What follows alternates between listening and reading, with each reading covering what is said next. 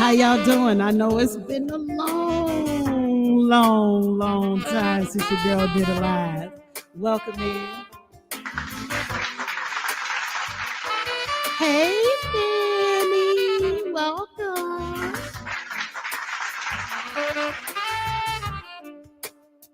Good morning. I hope everyone had a peaceful night of rest.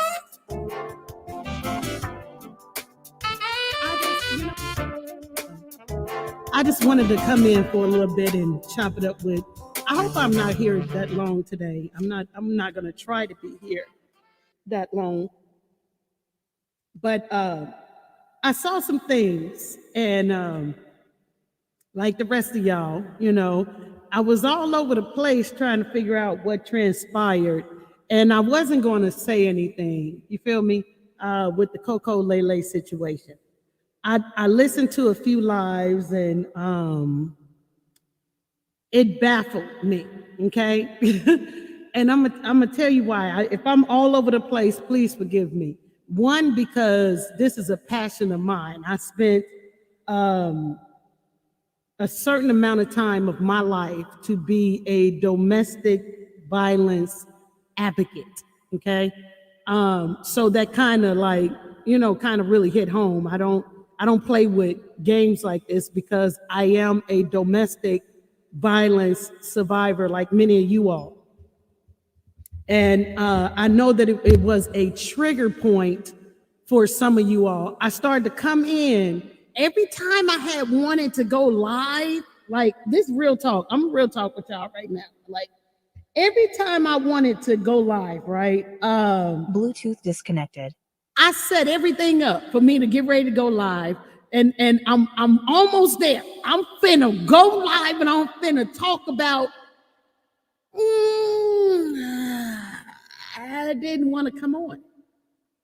I talked to my husband. I was like, honey, let me tell you what's going on, the bits and pieces that I know, but y'all really not paying attention to everything. I don't know what all is going on, but I kind of got the gist of it. And I'm talking to him, but I don't want to come on. I don't want to say, I don't want to talk.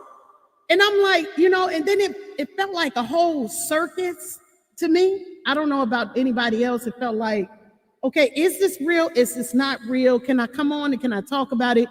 My platform is we take situations, right? And we discuss them.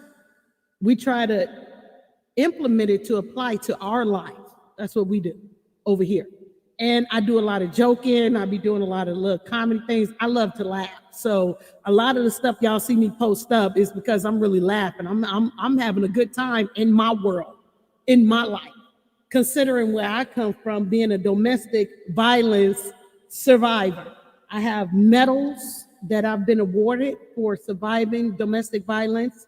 And one of my things was always to speak up, speak out, because love shouldn't have to hurt like that. That's one of the slogans I made up when I was, a lot of you all know that I was involved in the pageantry. So that was my thing, you know what I mean? I promoted that.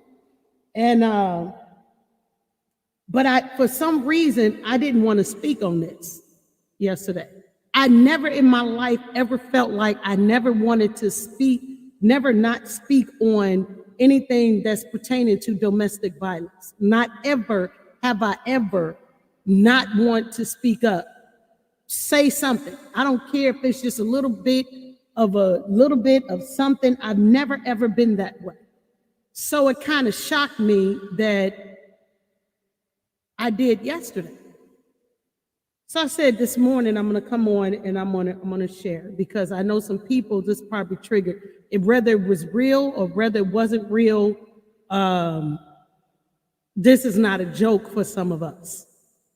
To do a skit like that, it's not a joke. Then to hear what went on, because I can understand all sides. Okay, I'm gonna get into my book. And that's why I was like, let me come on here and let me get into my love relationship book that I like, Love and Respect, because maybe that's going to help some people out. And so I can explain it from my point of view. But let me give this. I don't remember whose content creator page I saw this on, where I saw Coco's sister come on, KD, I believe that's her name. I've never really spoken of her, but I heard her and understood what she said. She said, you know what? I was out of it. I had a couple of drinks and I was just in mommy unload mode. And I get that. Let me tell you why I get that. I'm a mother that I birthed 5 kids into this world. I lost one, but I birthed 5 kids. So when the kids feel comfortable and they want to play and whatnot, they tend to just feel comfortable and play in the areas they feel comfortable to play in. I get that. I get what she's saying right there, right? So I'm like, okay, cool, that's understandable. But I also saw the video where they were all over the place in someone else's home and behaving in the way that they were behaving. Maybe they behave like that at home. I get it. And maybe they behave like that at the uncle's old place. I get it. But now you're into another woman's home that her facial expressions from what we saw was like, hold on, wait a minute. Something should have gave. You know what I mean? And I'm looking at this from a different perspective, okay? I blame Coco and Lele for this, what they going through, how they started their relationship, all this stuff they got going on with it, and this and that and the other. And it's them two that need to work this out and get it together if they plan on being in a relationship. Because what I heard was Lele didn't pay the rent. And I'm like, oh, okay, that's one of the reasons why I probably didn't want to come on, because maybe they just roommates. Because I don't know no man that would say, well, the lady didn't pay the rent, because men's are natural providers. I don't know if anybody else agree with me on that or not. They just automatically provide. You know what I mean? I've never ever in my entire life ever heard a man say, well, she didn't pay the rent. I've never heard that before. That kind of shocked me. So that kind of threw me back, like, Debbie, like, what the heck? What man says that? Like, you're a provider. No, you help make the money. You're helping to make the money. Let's, get a financial plan, things done. Let's do what we got to do. This is how we're going to do this. You're not on your own. I'm not on my own. We in this home together. We do this thing together, this and that and the other. I'm looking at this from other people's relationships perspective, from my perspective, you know what I mean? From others' perspective. I'm looking at this thing like, what? Okay. I remember way back when a lot of us ladies came together and we saw things that was going to transpire in this relationship. We saw it. We came on live. We spoke about it. And we were trying to help to prevent certain things from transpiring.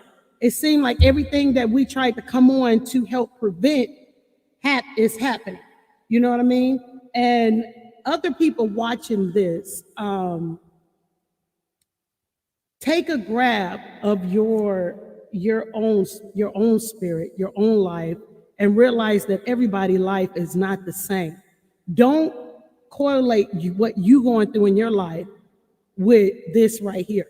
And I know this was a trigger for a lot of people, especially those that have not overcome domestic violence.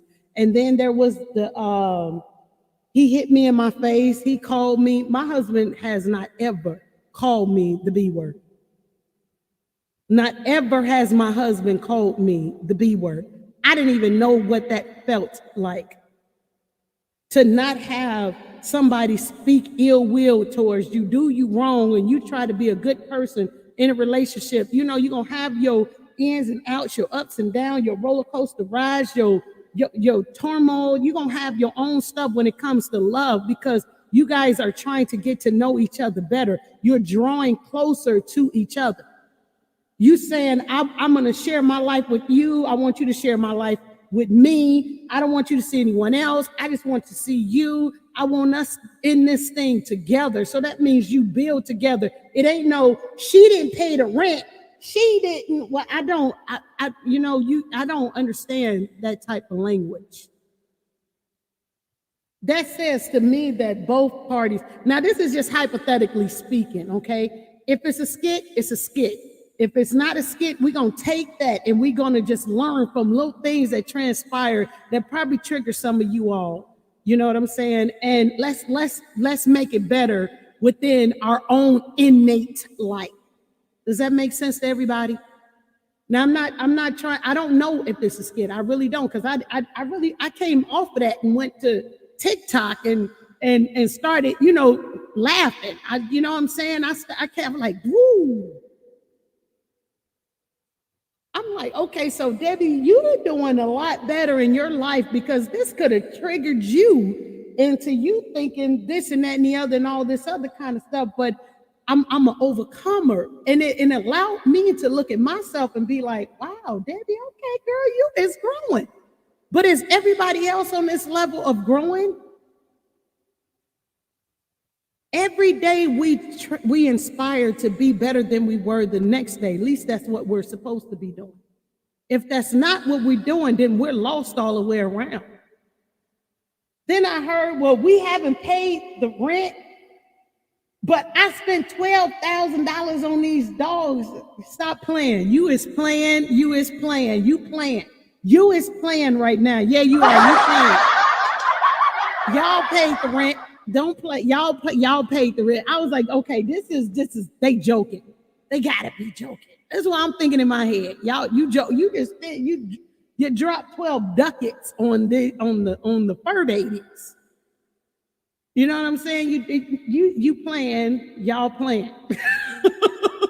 This is what I'm thinking to myself. She probably put some makeup on, came out. He said that. I thought I heard them say that they love each other. I thought I heard that.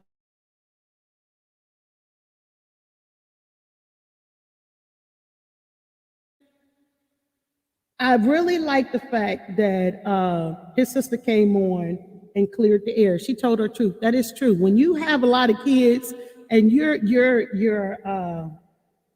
raising your babies, and you love to see them smiling and laughing and all this stuff, all the stuff that you would have liked your life to continue on, but somehow there was a shift change in your life when you was a kid. And now you can give your babies better than what you had. You just want to see them laugh and you want to give them a good time. I get that. Y'all, I just got done eating some leftovers, some gumbo. Excuse me. Excuse me. And I get that, and sometimes when you go over, like I said, you go over to the family member house, that the babies feel comfortable, they able to enjoy themselves. That's what went on. But here's the thing right here. When you are in a relationship, and this is just for anybody, I'm just giving this info. When you are in a relationship and you are coming together to bind y'all relationship together, and this is for anybody, young, old, whatever, y'all know what I'm talking about. When you are establishing your foundation, your home, that is your sanctuary. That is your sanctum. You two decide how your home is going to be. You don't let outsiders come into your home and tell you anything about your home, about your spouse. You don't let anybody tell you nothing. Don't nobody know you two like you know you two. Some people, everybody can't go where you're supposed to go. Not your family, not your friends, not your co-workers, everybody can't go with you. So you have to shut some things down. You really do. You have to establish some boundaries of what you will allow and what you will not allow in your family dynamic. You two make the difference. You don't allow people on the internet. Ain't no way.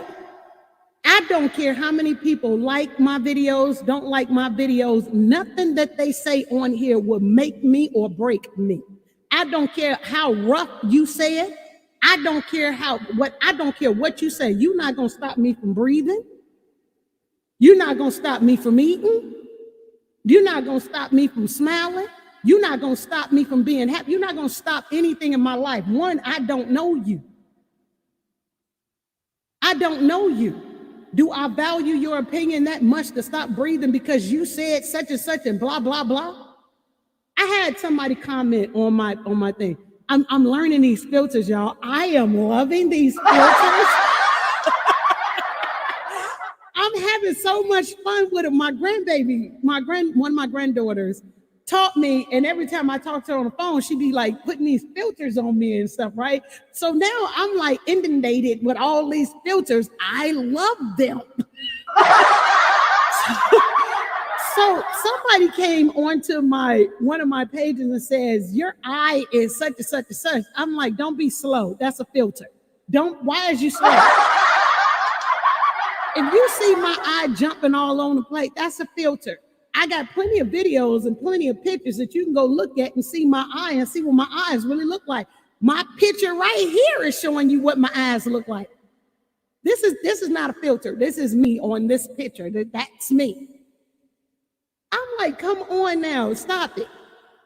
You don't let nobody come into your home and make rules in your home. And let me share something else with you all. People be like, oh my God, she's so strong. She act like a man.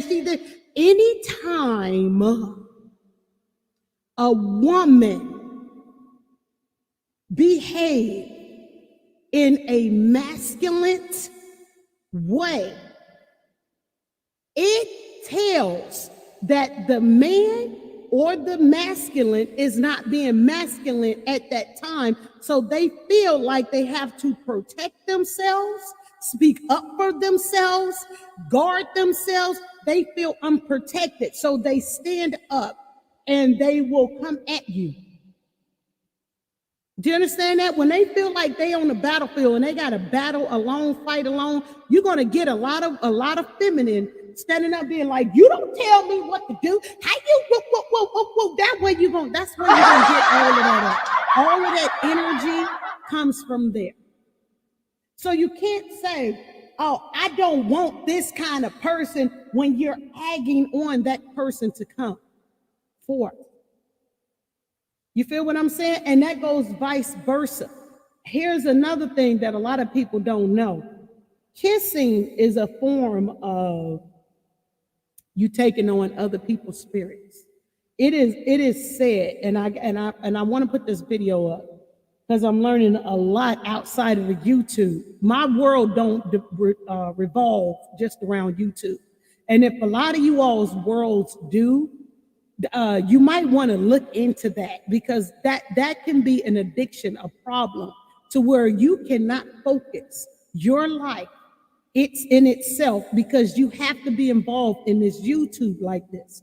So look into yourself about that. A lot of things, some of the things I post up, people really be thinking I'm talking about whatever's going on in the YouTube street. I could not be on the YouTube street a whole day. You feel me? But I'll be posting videos up, but I'm actually somewhere else. I come in, I could go into people's live and say hi to the host and hi to the people or whatever. Stay for a second, I'm dipped out again. My life don't revolve around YouTube. And if you all's life do, you might want to take a look at that. That's an addiction. That's an addiction. That's not fair for you, your family, and the people you around. That's not fair. You're not even giving yourself a chance at life because you're so enthralled with this. You're inundated with everything that goes on here. And I found that out like a while about myself. I'm like, wait a minute, I'm running over here, I'm confused. I was literally writing in people's chat, like, I'm confused. What's going on? I'm so behind. I like being behind.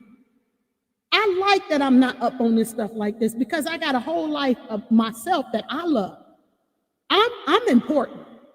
Y'all putting other people in the importance of others is so much on you right now that you don't know which way to come or which way to go. I bet you cannot do 24 hours without this YouTube.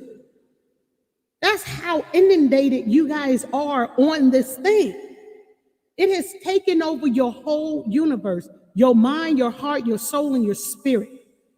I just found out, I've been watching this guy, and he's saying that when people kiss, what a lot of people don't know is you're taking on other people's spirit. Through the saliva, you're taking on their blood samples, you're taking on their DNA, you're taking on the people's DNA that's in them and all of this, and you're fighting, you think you're fighting amongst you two. When you got spirits inside of you that are fighting with that spirit and that spirit and that spirit, y'all combating back and forth with one another, your mind is not right.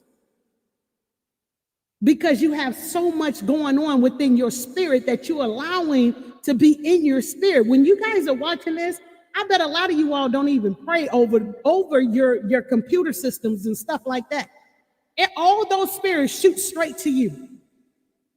And so when you're dealing with things in your life, you thinking that it's the same thing with everybody else. So you start treating everybody the same.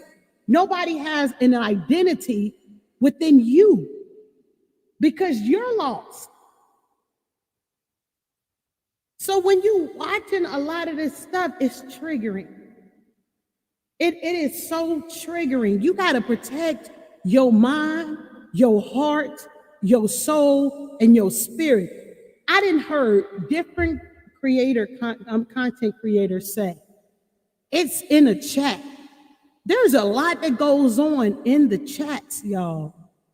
And if you're not guarded, if you're not cool, your mind is not right, anybody can drop any little thing in your chat and say something in your chat that will mess you up.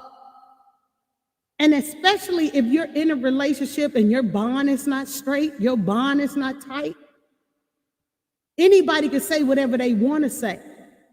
But when you get into a relationship, not unless y'all roommates, not unless y'all just, this is because some people are in your life for a season. They're not in your life for a long period of time. They in your life for this duration to that duration or whatever. Some of them come and go. Unless you, listen, there's the song, I just told my husband about this. I'm like, honey, there's a song where they talk about they want that love that used to exist way back then with the grandparents' love and this and the other, stuff like that. You know what I mean? That rocking chair kind of love, that sit on the porch, have some lemonade, read a book kind of love, that love that just takes over, that don't exist anymore. Is failing because nobody is looking into real relationships. It's a lot of immediate gratification. And just because you change one little thing on you, one little thing, you go to the store, you get you an outfit, you put it on, you feel good. I'm feeling myself. Hey, I'm feeling myself. You feel what I'm saying? Then you think you a whole nother person because you done got some heels or you done got suited and booted. You know what I'm saying? Women and men. So you feeling good.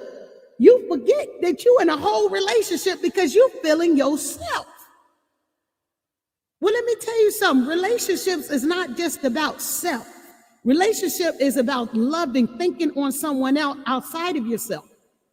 See, when you're in a relationship, a real one, love don't think on self. Love thinks on the other person. See, you're supposed to be thinking on me, and I'm supposed to be thinking on you. Still save room for yourself and then save room for others, but there is like a pie chart. You have to have that piece of pie inside your heart. This amount of time will go here. This amount of time will go here. It's called balance. You don't allow anybody to come into your home. You don't allow anybody to tell you what to do on the social media. Sure, there are a lot of people that give from the heart to people on here. They like they special content creator. They like who they like. They like listening to them. They like how they go off. They like encouragement. They different strokes for different folks. You feel me? And a lot of people don't get that. So then they get a big head. You can get a huge head out here doing this type of stuff. Especially, let me tell you something, the faster you go up, the harder you fall. You got to have balance to that thing. Because what if this stopped working for you, and then what you going to do? What you got next on the agenda? You going to still stay on this point right here? Listen, you got to be well-rounded in this thing. Am I moving at a fast pace? No. Am I moving at my pace? Yes. Heck yes. I'm not in a race with anyone. If I do be in a race with anyone, it's going to be with myself. You feel what I'm saying? That many are called, but few are chosen. There are a lot of people that are called to do the same thing, but maybe not the same way. And you're getting lost out here. We're leaders. We're supposed to be leading by example, but we're not. A lot of us are not. Triggering people, I don't care how long you've been in a relationship or not been in a relationship, or you've had relationships, or you anticipate them on being in another relationship. Find out who you are. Find out who you are. Because when you find out who you are, there's things that you will not accept in a relationship. You will not accept that. You will not go for the okie doke. If there are two people in a home, those are the two people that makes the rules in the home. You do not allow outsiders to come in and dictate your home. I don't care what they gave to you. I don't care what they shared with you. I don't care if they gave you $10 million. They don't tell you, not unless you say, here, my soul is for sale. Here, you can buy me. You got to close doors. You have to close.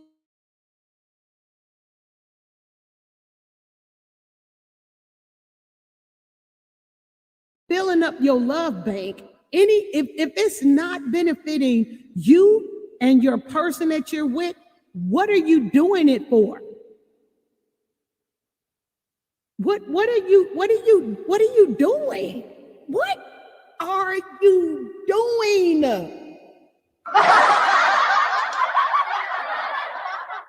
You allowing people to come into your life and tell you, let me tell you something. I'm the feminine in my home. That be me. I don't care who you are. I don't allow any and everybody into my home. And that's on period. My husband knows I'm like this. My husband is the masculine. He doesn't allow any and everybody into our home. You feel what I'm saying? When we get into our disagreement, and me and my husband now, we are like, we're best friends, we're husband and wife, we joke with each other, and we're passionate. So our disagreements can sometimes be heated. I know how far I can go, and my husband knows how far he can go. There's times where I'm so upset, and I get to speaking, and I get to letting out my feelings and this and the other, and words, and my husband will be quiet and allow me to get that stuff out. But when he get to a certain point and he like, you know what, I heard you, now you're about to hear me. And I'm quiet as a church house mouse. I'm quiet. There's times where I go overboard. I don't be meaning to, but sometimes I do, because why? I'm an emotional creature. We are emotional creatures. We're gonna let you have it. We're gonna tell you where to go, where to get off at, where to take the next bus and catch it off at that exit, then take a taxi and Uber and Lyft if you want to, and in that order.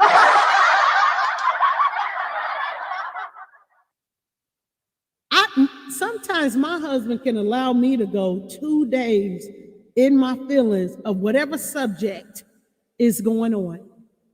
But when he has had enough, it's enough. My husband would say, we're going to be okay. I'd be like, how could you say that? We're arguing right now.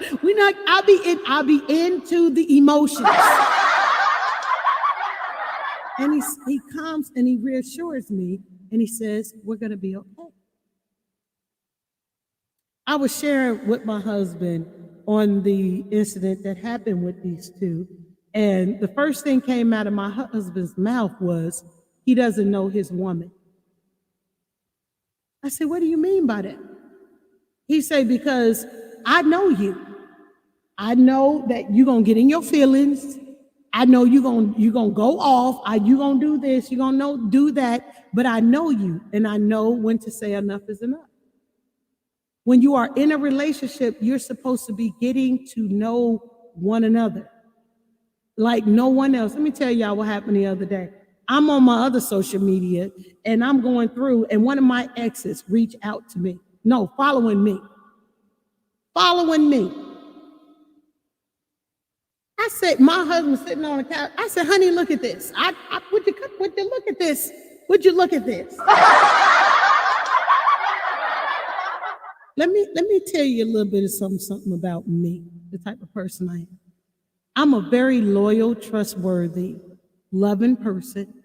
And when I'm in a relationship with someone, I am in a relationship with that person.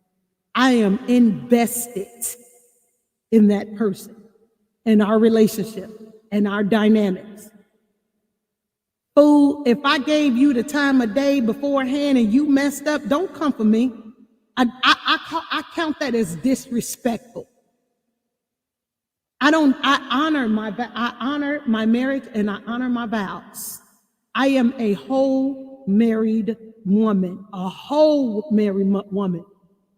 I'm going to guard my relationship. I'm not going to allow anybody to come in and mess up not on my watch, not if I can help it, not if I see it, not that my antennas then went up. This is my life. I don't take this as a joke. If I was with you and you see me married and you see me in my marriage and you reaching out to me, that tells me right there what type of person you are. You are a disloyal, a liar. These are some of the things that you probably did in a relationship because you can't tell when people are married. Why would you interfere in a marriage? Why would you interfere in a relationship? If a relationship is serious and solid, they gonna tell you, no, I'm sorry, period. No. Appreciate you, but nope. I'm in love, not I love. I'm in love with the person I'm with. I'm in love with that person. I want that person to smile. I want to be the best that person has ever experienced. When our worlds collided, it was for a good purpose. It was for me to love you and you to love me. That which I'm missing, I want from you, not nobody else. I want people to respect us when we walk into a building. You look good. You look good. We look good. You feel what I'm saying? I don't want nobody to come into my relationship, my home, and disrespect me. I don't give a damn who you are. You will not come into my home and disrespect me. And I'm not talking about don't think I'm talking about the kids incident. I already addressed that. I felt like the sister did a great thing. She didn't even hesitate. I like her. I don't know her. I just saw her on another contents page, and she came on and she said it. Her yay is yay and her nay is nay. This is what happened. I had a couple of drinks. I did my kids was having a good time. And you know what? I really would have wished that Lele would have nudged me and said, hey, girl, get your kids. She said, I'm the type of person that I would have just, oh, shoot, let me wake up at it. Let me snap out of this. Let me get it together. I like what she said right there, because that's facts. Every parent has gone through that. Every parent. It just so happened it's on the social media page of people that are well known in this social media world right here. That's all that was. She corrected that. I'm gonna use her story later on in life. That part right there is something else that I'll talk about because I commend that. That all applies to her. I do feel like she was right. Woman to woman, that's something, hey, you know what I'm saying? And I feel like Coco was wrong because he should have allowed that woman to be a woman in our home. You feel what I'm saying? That's that woman's home. It ain't well, they come before. Don't nobody listen. When you marry, don't nobody come before my husband and don't nobody come before me. We have family members that we're very close to that we love, but when we marry, we entwined, became one. We took vows. They didn't take vows. I don't know if they gonna even take vows. I don't know what's going on in their relationship, but when I heard, well, she didn't pay the rent, I was like, oh, they roommates. That's what that is. They just trying to get to that. I never heard a man say that as if he throwing all the accountability on the woman like that. I was like, what? I was lost. I don't know about the rest of y'all. That threw me off right there. I was like, no, I don't need to come on and say nothing. They already established what type of relationship they in. I could be wrong. But when you in a relationship and you trying to bond with each other and become one, I thought that was like, this is us. They know she, he, we, me. It's supposed to be we. It's supposed to be, doing it together. You know what I'm saying? Y'all supposed to be cock blocking everybody from interfering into y'all peace. I was the other day. Let me share this. The other day, early in the morning, my husband, he likes to go to the QT and get an energy drink before he go to work. So he'll go inside the store and get us something to drink. I see two police officers getting ready to walk into the store. I say, hey, come here. Can I ask you guys a question? They like, sure. I said, I want your honesty. Don't lie to me. You know what I'm saying? I'm talking to the police officers like this. I don't have respect to person, y'all. I really don't. I've said this before. I don't have respect to person. I'm not going to give one person more respect than I do another person. So if you think you're going to expect any of that from me, you're not.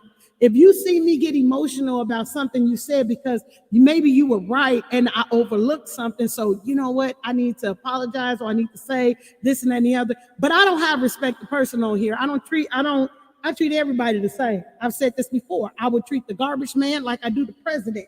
I don't care who you are. I have driven people that own banks, businesses, all this. I've driven a lot of people. So I don't have respect to person. I treat everybody the same. Now I put everybody on the top. You knock yourself out, that's what you did. But I'm talking to the police officers and they coming over towards the car and my husband sneaks up. He does a sneak attack on the police officer. None of us saw my husband coming. He was like, excuse me, everything okay over here? Everything all right? He act like he the cop. They were like, no, she just had a question for us and this and that and the other, right? I just wanted to make them laugh. I love and I enjoy making people laugh. I can go to the grocery store, department store, wherever I'm at. I just enjoy making people laugh. But he snuck up on the officer. He went into protective mode because he thought that they were coming to me when I requested to ask them a question. You feel what I'm saying? When you in a relationship, you are on guard. You are protecting your lover, your love. You feel what I'm saying? You don't allow people to come in and say what they want to say, how they want to say it, when they want to say it, and I don't understand that. Now, when I was in relationships that wasn't right, there was a lot of bad things that transpired. A lot of bad things I had to learn from. A lot. Getting your butt whooped by big overgrown dudes wasn't cool at all. I didn't find anything funny to waking up bloody and this and that and the other. Right now, I got a mark on my arm because I went to the doctor and they busted a blood vessel inside my arm. I have a bruise on there and I'm still waiting on it to go away. If I show y'all a picture, these type of bruises right here was bruises I was getting from being beaten. I know what it feels like to walk around with bruises. From being beaten. I know what it feels like to have your body sore to where you can barely walk. To where you can barely move your arms because you in so much pain from being folded up and bended up and punched and all of that. I know what that feels like. That's not a joke to me. That's I was finna say. It's real. It is so real. And a lot of people don't realize how real it is. Do y'all know 1 in 3 women and 1 in 4 men have experienced some form of physical violence by their intimate partner? Everybody, when they think about domestic violence, they think about a man and a woman fighting. They never think about 2 women fighting, 2 men fighting. It's not a joke. It's not. In a relationship, it takes 2 for it to go wrong. For me, I can't even tell you how many order of protections it took for me. By the time I left up out of that relationship, I stated this before. What trumped it, all the order protections I got, what trumped it was a divorce. Excuse me. It is difficult. In this day and age where there is so much going on, I did the little monkeypox little video, which was funny, but monkeypox is out here. They done found 2 other types of airborne diseases out here since the monkeypox and the monkey.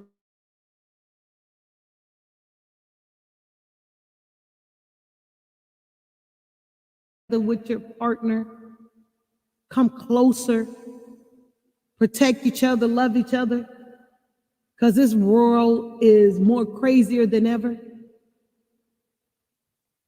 The things that we show on this social media that the young people see is crazy, and they're everywhere. I was talking to my granddaughter the other day about the Roblox game that they play. Don't y'all know that y'all kids is getting inundated by the predators on there? Y'all spending so much time on here and not getting it together that there's a lot going on that these kids are learning. A lot. Y'all doing way too much. Way too much. Love is exactly what it is. It's love. It's exactly what it is love. You're going to go through your ups, your downs, your ins, your outs. You're going to go through that in your relationship alone. But yet you allow other people to come and dictate in your relationship what your love life is supposed to be. You can go around in a circle and continue on with the same relationships that you had. Relationship after relationship after relationship after relationship. It's not going to go anywhere because you're not going to change it. You're not going to try to change it.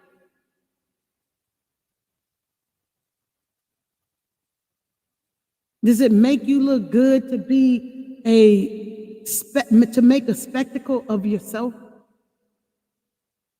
On who you say love is supposed to be?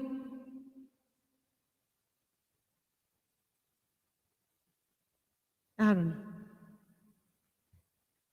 So, hence the reason why I didn't want to come on here and say, because I didn't know if it was a joke or whatever. A lot of times relationship fails and we don't want it to fail. And we don't want to get out of the relationship. And we don't want to make the change. We want to stick to the same thing. But sometimes you are to remove yourself from a situation, even if it's just a breather for you to get your mind right, for you to get on the right track again. But if you're going to do a separation, that doesn't implies that you get with other people to fill the void of the relationship because things are not working out with you. If you're going to be an adult in a relationship, open your mouth up and say, this is not working. We really do need to change this in our dynamics because we're failing at this. We need to seek help, counsel, therapist, something. If we want this to work, we got to get on the right track of trying to make it work because we're not doing good. How do we get us together? What do we do to get us together? We can listen to everybody tear down our relationship and tell us what we're not, what we can't do. And we're not making it no better because we're showing them that we cannot and we can't do. Good morning, Angela. I'm sorry. I meant to give you an applause. Welcome in. Welcome in. You can't blame other people for talking about your stuff, what you have going on when you're showing an ass of yourself. It's not just one way. What type of leader of love are you showing?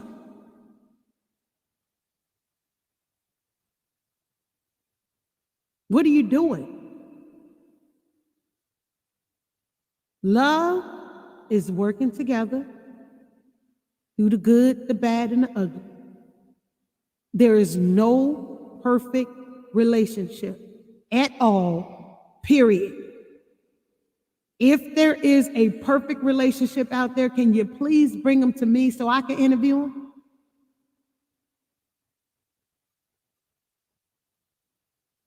I have a couple of friends, right?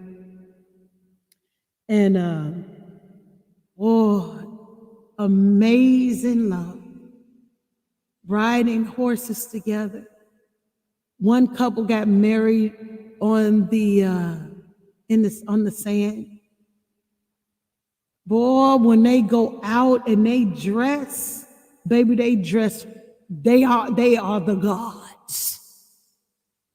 Have it well together. You hear me? Well together. As couples, these two go out and enjoy each other's company. Double dating, game nights, couples night, all of this. Fun time. I have friends of mine and associates and people that I see, not in this YouTube world, mostly on Facebook, because that's where a lot of the common sense take place on the other social media page. When it comes to things that matters of the heart the most, the importance of it and stressing it. So they have this incredible. When they take pictures, amazing. Well, one of the guys in the relationship caught COVID. His woman stood beside him at the hospital, made sure, sent out the text to everybody, anybody that wanted to say something to him, because he was in a coma. I think it was a coma. Yeah. She wanted videotape so that when he wake up, he could hear all the voices of the different ones. My husband and I shot one over. You know, saying how we couldn't wait till when you get out of there and we be able to join the couples. You know what I'm saying? Well, he died. Shortly after that, close friend, which was the other couple. Beautiful couple. Came to our wedding. Got a picture of them at the wedding, standing side by side, and one of him sitting down on the brick seating. He died. They just had his home going.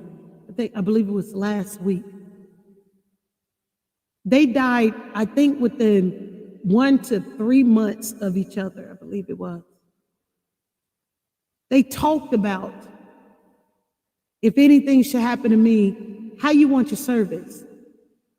He just so happened to tell his love that, when they say they shared an amazing love, they went everywhere, boating, canoeing, water, trips, just beautiful. Every time they stepped out, they stayed looking good together. He said, I don't want a funeral service. He said, I want my homegoing to be family fun time. You know what type of homegoing he had? You know the little plastic things you lay on the ground and you do the water? Well, they slipped and slide. They did the buckets of water on the head where you had to bend over backwards and pour it in the next bucket, do the relay. That's the type of homegoing he had. They thought about their relationship good enough to have those type of talks that couples are supposed to have. Instead of having conversations of the importance of being in a relationship, I'm over here confused on what type of relationship is being displayed as if this is cool.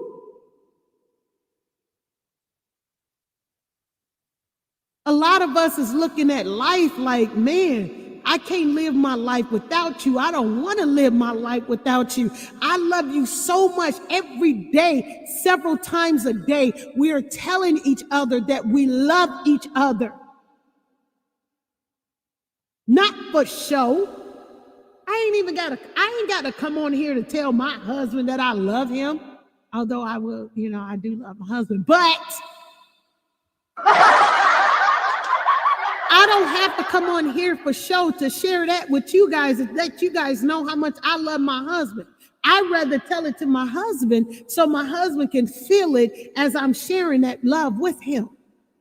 And he's sharing it and telling me, and so that I can feel it from him.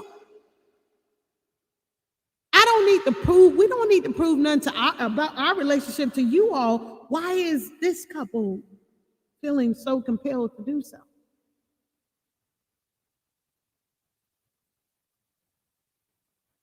To me, it's like some growing needs to take place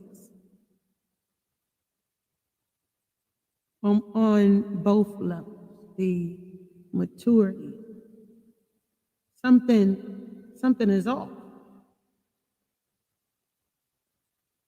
Relationships are difficult because when you are in a relationship, one person has to come to the next person and say, I want to be with you. I don't want to be with anybody else. So basically, you're saying to that person, you want me to stop seeing and engaging with other people just so I can have life with you? Yes, that's what I want. This is the time where you decide on, is this my wife? Is this my husband?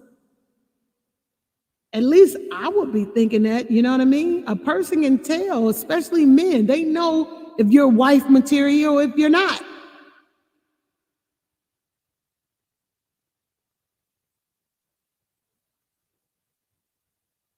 Real is real. In this day and time, this is not the time to be playing with love. Like I said, an ex tried to follow me. Don't follow me. I'm not your friend. I'm not your friend on social media, and I'm not your friend in real life. Don't follow me. Don't follow me. I guard my husband and I relationship. I guard it. I'm like a pit bull when it comes to me and my husband's marriage. My daughter called me the other day. She graduated from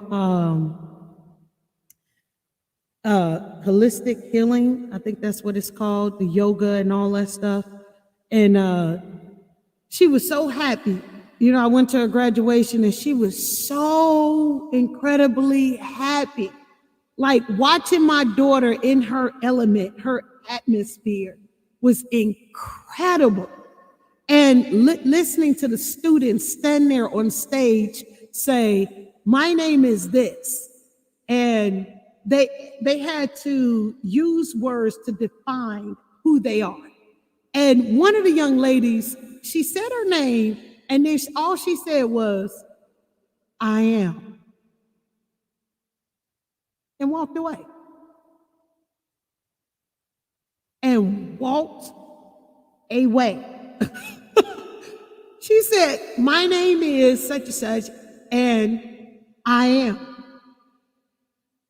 Who are you? Who do people say you are? When I saw my daughter, I was like looking at her like she was just vibrant. She was radiating. I was like, look at her. Go get what you want, girl. You feel me?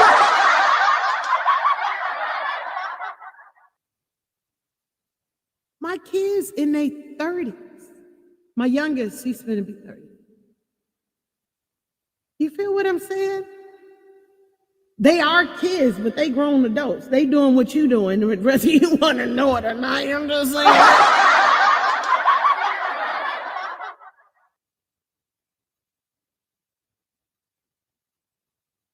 But you have to be able to go after what you want.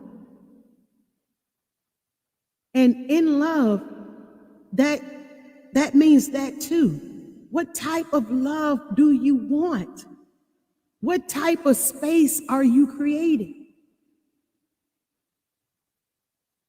What do you want?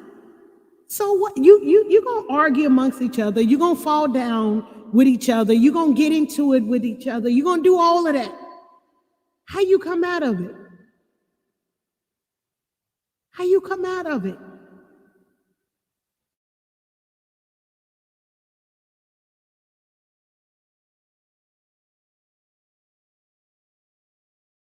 From it. How you gonna do all that?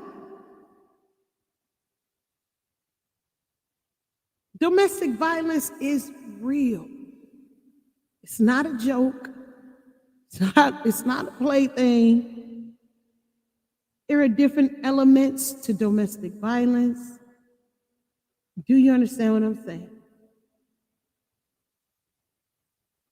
You shouldn't be embarrassing your partner, and your partner shouldn't be embarrassing you. My husband and I, we made a pact. We said, if ever we get into an argument, we are to go and take a drive. Go get in the car and take a drive. And discuss what we need to discuss, and then come home. Not have that in the sanctuary. Well, guess what? That didn't work. Real is real. Sometimes we can't make it to the car. Sometimes we need to say what we need to say right then and there. We're expressing. But you're not going to see me storm out this house. You're not going to see him storm out the house. We're not going to do that. That's not how we're adulting around here. Either we're going to talk it out, or we're not going to say anything to each other until we cool down and come back and try it again. If you have so many voices in your relationship, you will not be able to define or tell which one is yours, or which one is your partner. You two should be bonding together, mending it together, trying to get it together. I'm going to do this chapter because we were doing our studies on love and respect, and I've been away. Y'all know I've been away. I've been doing, I just been away, and so I said I'm gonna come back. So this part right here is called couples: how to spell love with your wife. A lot of people think, and they in the competition relationships to where they are, oh, if I don't give him what he want, he gonna go and get it from somebody else. If he does, he wasn't meant to be yours in the first place. Let him go. Let him go.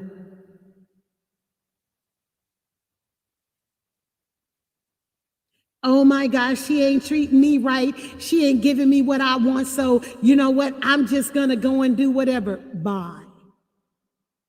Dip. Get ghost. Get gone. There is an investment. I'm invested in my relationship with my husband. So there is an investment that you need to take when you are in a relationship. That means you are invested in the communication. You are invested in the peace. You are invested in the love. You are invested in the decisions together. You two are doing it together, not one over the other.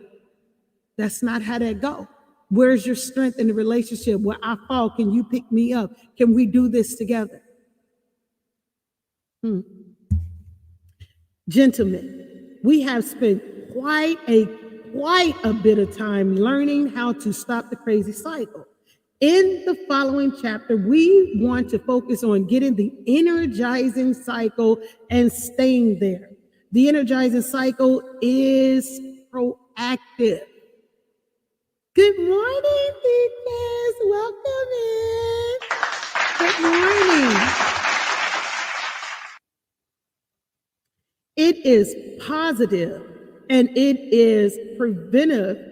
Stay on the energizing cycle and the crazy cycle will stop, will not spin. Do y'all know it is so quick to pick up a habit and run with it?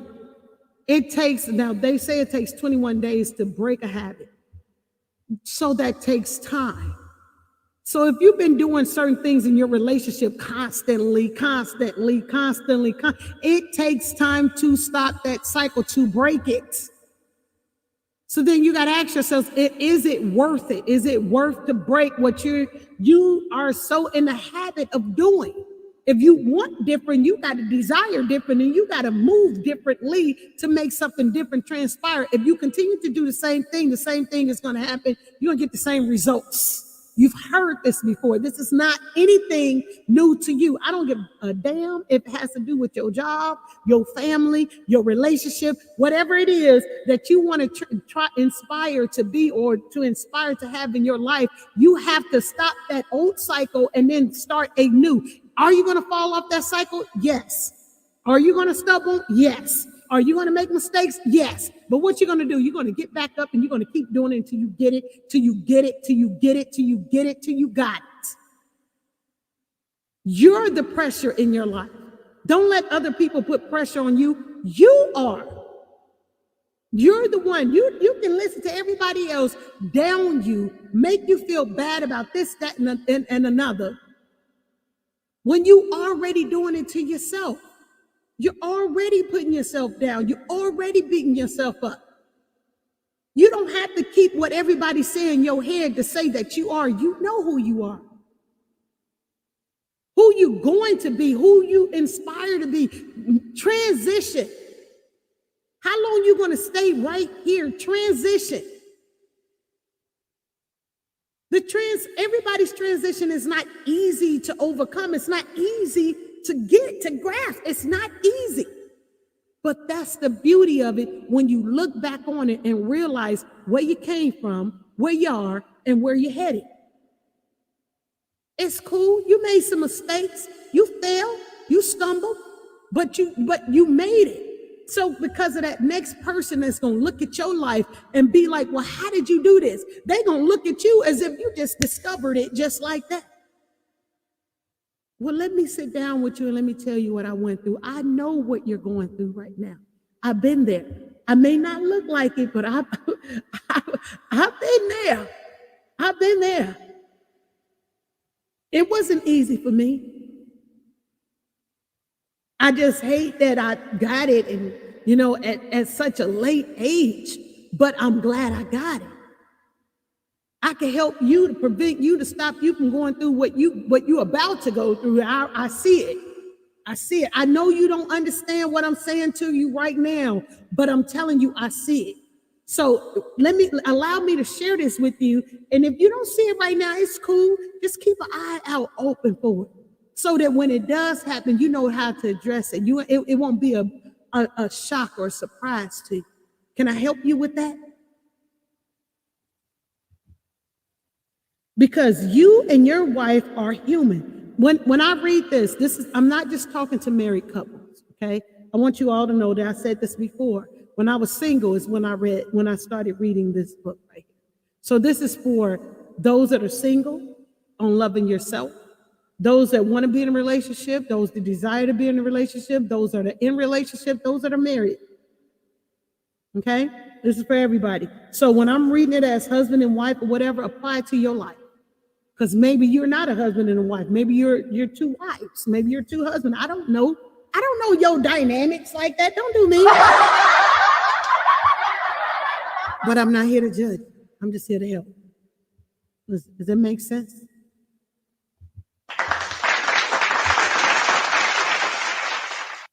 The crazy cycle may start to make a resolution or two. It still does for Sarah and me, but only when we forget to use the tools and techniques in the energizing cycle. A lot of times we get in a relationship when we have it.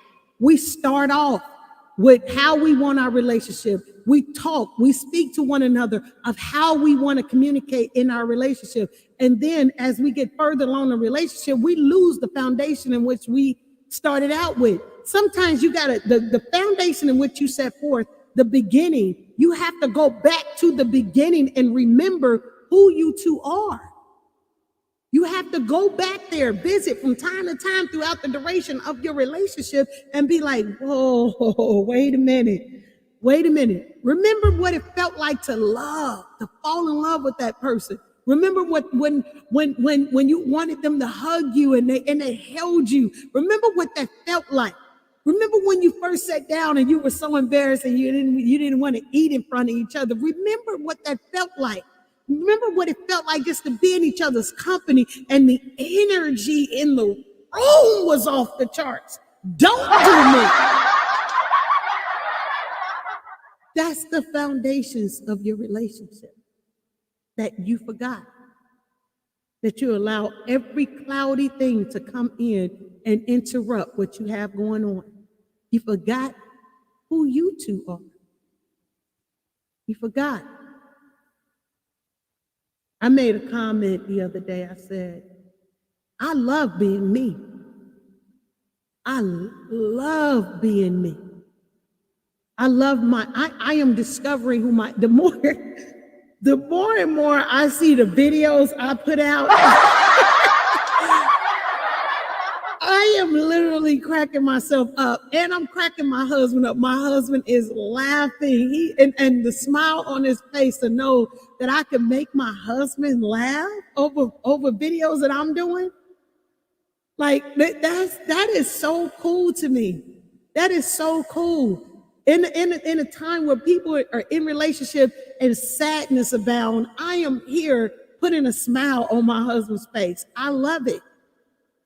I'm still discovering who I am. Debbie Curry. I remember I told my husband this. I remember I dated this guy. And he had a dream about me. He told me this. He said, I had a dream that you had came over to my house and you had left my house and there was some guys outside and they was in the car and they were calling you, but they were calling you by a different name. I said, what kind of name? I don't know, but it was you. It was your first name, but it wasn't your last name. I was like, well, what name was it? And when I think about it, I'm like, oh my God, I'm Mrs. Curry. Like, how did I become Mrs. Curry? How did you become who you are? Who are you? Do you know that guy left me? Like, he was like, we can't be together. I was like, what the? But he made room for my husband. Because my husband named me. My mama named me. And my daddy named me. I wear the names that they gave me. Now it's for me to walk it out. Who are you? Well, I find out now that I'm really funny. I am really funny. Like, I told my husband, I say, honey, you really do need to be taking a camera so that, you know, because I'll be going into the stores, the Walmart or whatever. Like we had to go to the doctor, so we had to get some medication, right? And so they sent it over to the Walmart, right? And when we got there, we talked to the guy at the pharmacist, and we said, okay, we're going to do a little bit of shopping and we're going to come back and get it, right? So there was a little line or whatever, and the lady was at the register, and the guy that helped us was at the other register, right? And so the guy that was helping us, he already had our prescriptions and everything together, right? So we're going to get him, go over there. I'm thinking in my head, I'm like, we're going to go over there to him. Oh, he almost done. That's cool. So there's a guy behind me, right? And the lady says, okay, I can help. Who's next? And I was like, sir, you can go ahead and go to her. And I was like, because we don't like you, you know. Now, when I told the lady, the guy at the other register that was being held, he said, what the hell?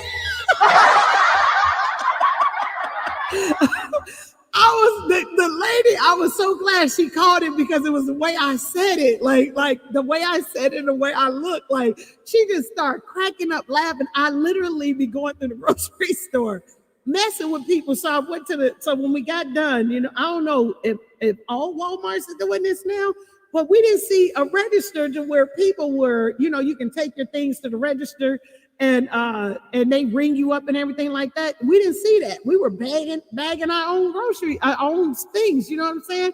And so I went to the one guy, I said, excuse me, I said, you work here? He said, yeah. I said, well, I need to know how to fill out an application. Can you point me in that direction? And he's like, an application? I said, yeah, if I'm gonna bag my groceries, somebody need to pay me. I mean, I don't work here. Somebody need to pay me that I just bag my own groceries. Yeah, it's funny when I do it. I literally be messing with people through every store I go through. So I am learning me. What are you learning about you today? What's so special about you? Before you lay your head down, that is my question to you today.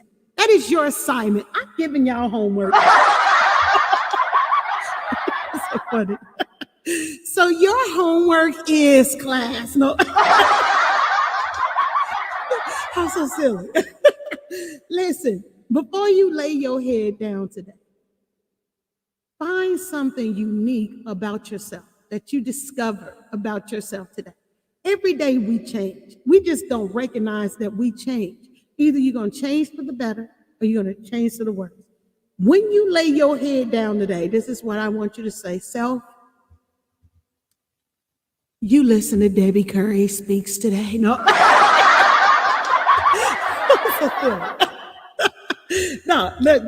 Seriously. What did I learn about myself today? Was it some things I learned that I don't like today? Is it some things that, you know, that I picked up that I learned to do today? Do that. When you lay your head down tonight, ask yourself and discover what you learn about yourself today. That's just the question. Try it out. What I will cover, we're going to skip on to that one. As we have already seen, love is not a husband's mother tongue. Respect this. When you're in a relationship, the feminine side requires love. The masculine side looks at the word love and respect. They require respect. Good morning. Welcome in, Jennifer.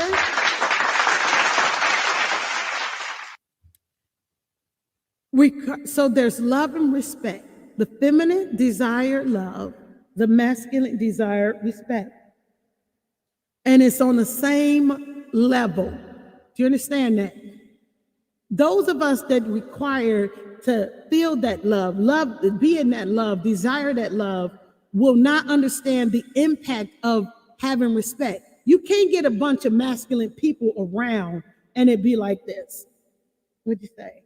Oh, Jennifer is saying good morning to everyone.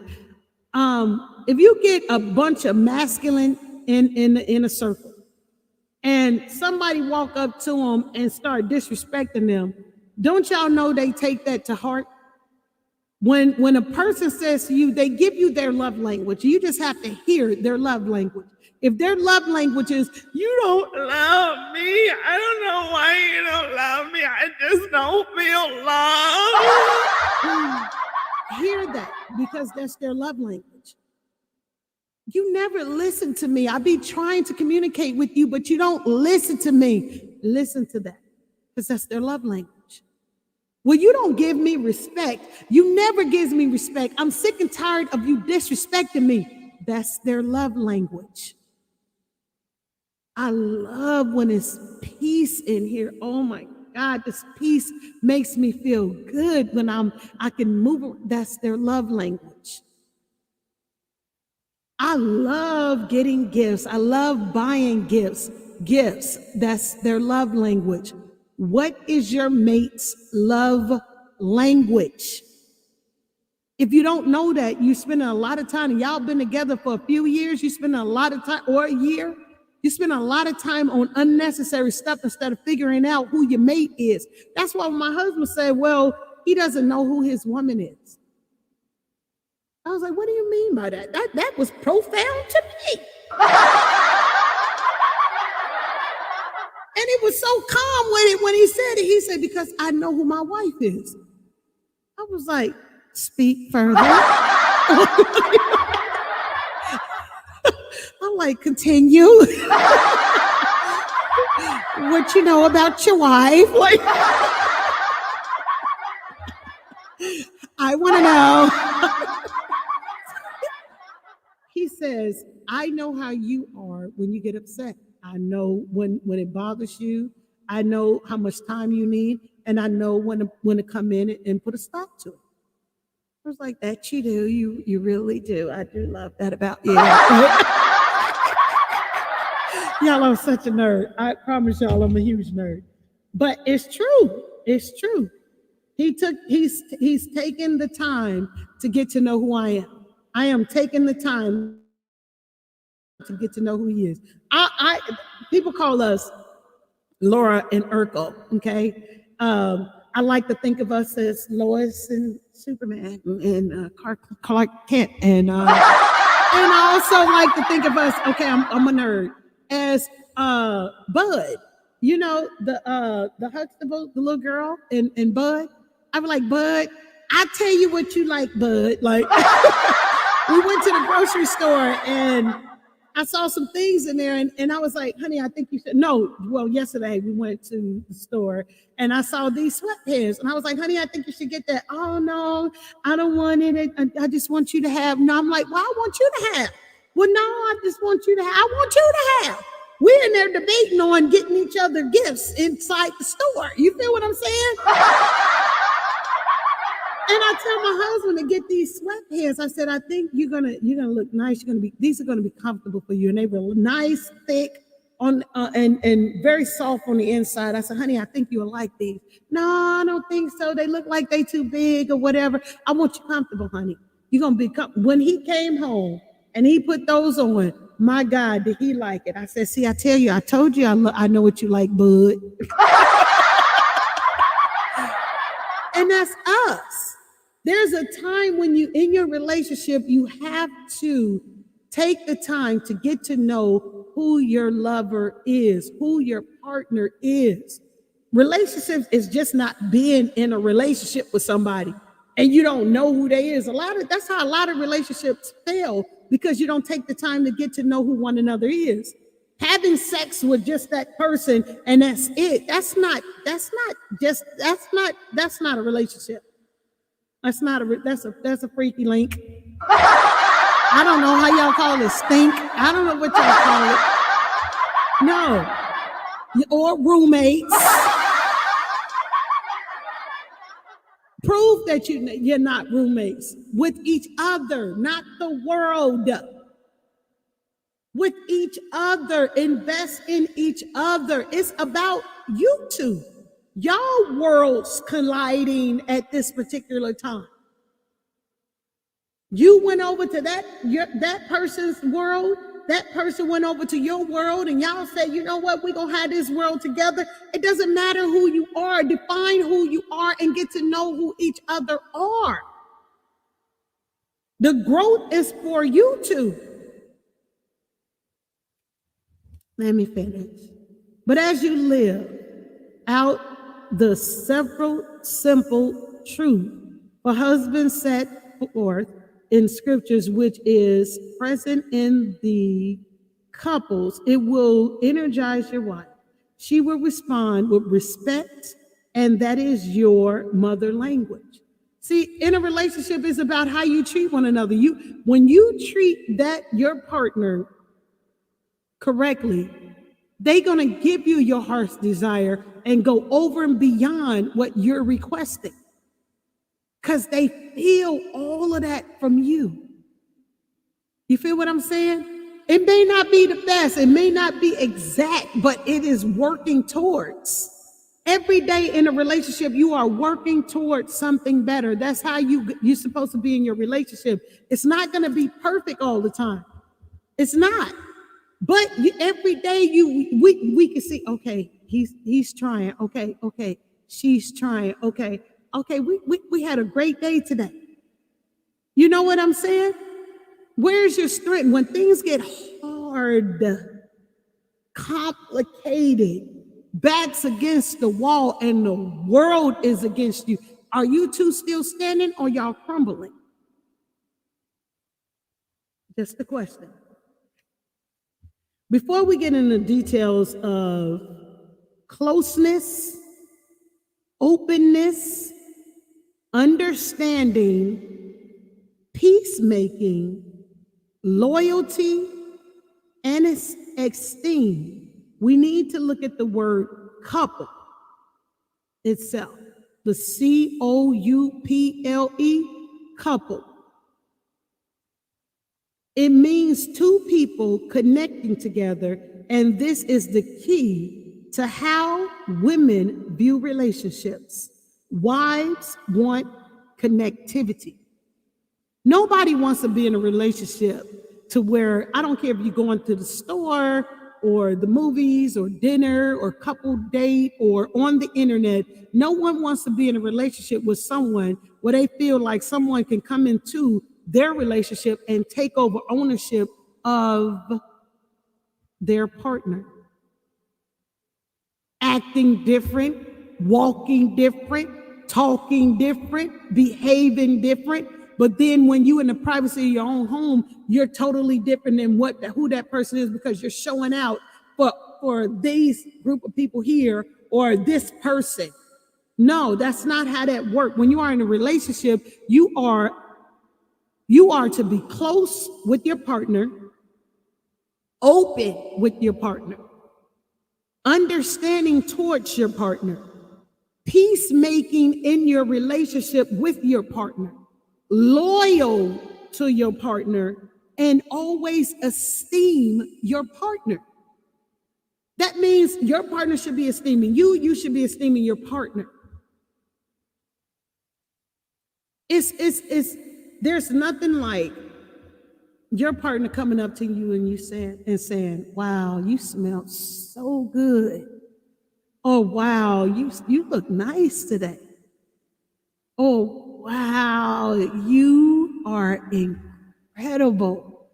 Oh, wow, you are so witty. Oh, wow, you are so funny. You want to hear those type of things from your partner. I don't care if it's the masculine saying it, and I don't care if it's the feminine saying it. You ought to be saying this to each other. Why are you admiring other people outside of your relationship when they're not invested in a relationship with you? They don't want the betterment for you. They want the right now of you. And then go on. That's it. I don't want to see you. No, I don't want a relationship with you. No, I don't want to be with you. Why are you in a relationship long term with somebody that you can't even lift up? Why are you in a relationship like that? Let me get back to this. Think of a photograph of the two of you, which symbolizes your relationship. As troubles, big or small, hit your marriage or your relationship, imagine that photo being ripped straight down the middle, or at least torn a bit. Your wife sees it as her mission to take the relationship back together. She wants to connect with you, and she approaches you with that intention in mind. Now, I know you guys have been in relationships, if not the one you're in right now. You're so upset that you go grab the photograph and you tear that sucker apart. And the other person looks like, no, and they try to reach out and grab it and they can't, and it's torn, and it touches their heart. It actually touches the person's heart that, if you guys didn't know, it touches the heart of the person that tore it, because they felt like that was the part that can hurt you, to get you to listen to me. I'm trying to get you to hear me. I'm hurting right now. And okay, well, if you don't want this relationship, rip. They're in pain too. Both of you all are in pain. There's something going on with your relationship. The other person probably saying, they say, well, I guess I can get this picture again. I can get it again. But right now, I'm going to tear this picture up. The other person is probably like, I can't believe you just did that. I can't believe you just tore our best picture up. We've all been in relationships like similar to that, or if not like that.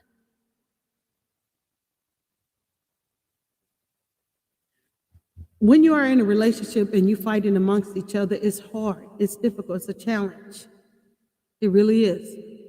And you all know this. You know your feelings, you go through different types of emotions during the whole argument. You're angry, you're mad, you're sad, you're disappointed, you're all of that. You're going through all of that. How are you going to make it better? How are you going to get back on the right track? Are you supposed to be on the right track? Are you supposed to be in that relationship at all, period? You have to ask you really have to have an open communication with your partner to figure out where you guys are, because some of this stuff is y'all not even supposed to be there. The reason probably why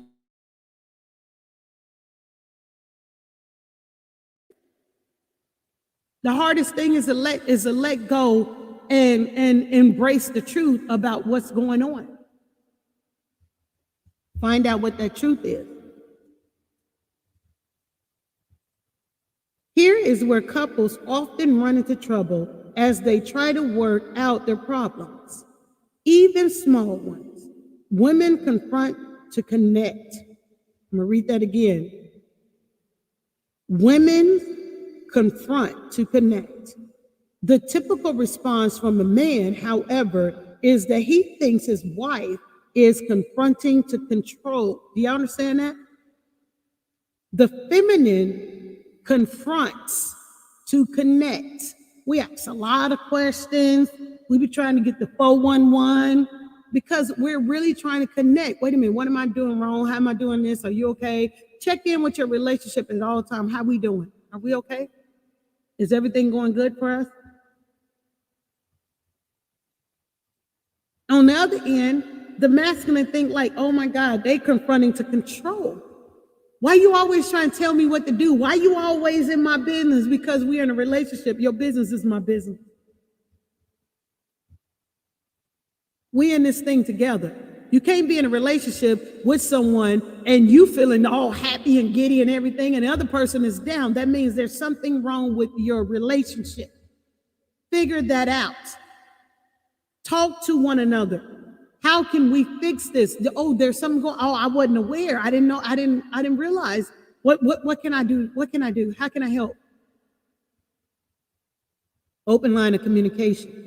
If another man talked to this man like that, he would sound intentionally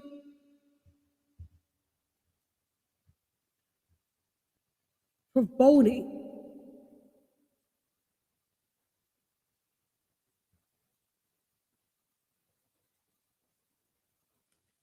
It trips me out how we get into relationships and we don't want to hear what our partners has to say.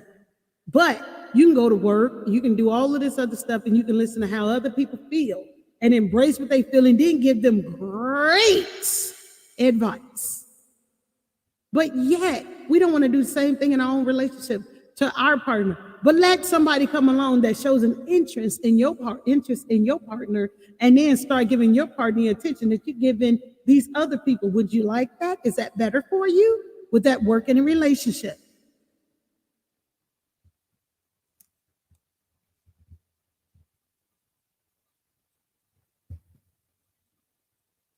Is that not why some men feel their wives are picking a fight? There's a thing that went out on TikTok. Let me see if I can remember this. It says, oh, I also, it's on my thing too. I think it's in my shorts. It says, why is it that men will talk to the other woman and tell her the problems that they're having in their relationship instead of talking to the person he's in a relationship with? Why do men do that? And I read the comments, they be like, because she listened. No, what? Come on. There should not be a second person in your relationship. You should be going to the main person, not unless you want somebody second in your relationship. Because let me tell you something, the same way you listen to somebody else pertaining to your relationship, the same way there are people that want to listen to your partner talk about your relationship. You don't want nobody to come in and involve themselves in your relationship. You don't want that. But you want to take your relationship to somebody else to confide in what y'all got going on wrong in y'all relationship. But you don't want nobody else to do that with your partner. Why is that? You know good and well, if somebody listened to your partner and the troubles that y'all go through, they might snatch your partner from you. So you saying, oh, you want me to be okay with you telling somebody else of the problems that we go through in our relationship, but you don't want me to share and talk to anybody else and let them know? Take it for example. Oh, you want to talk to women and confide in them, all of this stuff? Then that's cool. Let me talk to a man about what you're doing wrong. Let me share with a man about what you're doing wrong. No. Of course you don't want that. Of course you don't want me to give my attention over here, but you want to be free to give your attention over there. What kind of sense are you making? Because the same caliber of people that you're interested in may not be the same caliber of people that I'm interested in. And you've been talking to this person for a minute and y'all probably been doing some sneaky stuff. This person probably snatched me up to where I just cut you off and just going to be in a relationship with this person. So why have all this kind of confusion in your relationship? Why can't we just talk to each other and tell each other the problems, since we have the problem with each other, so we can fix it? Make sense?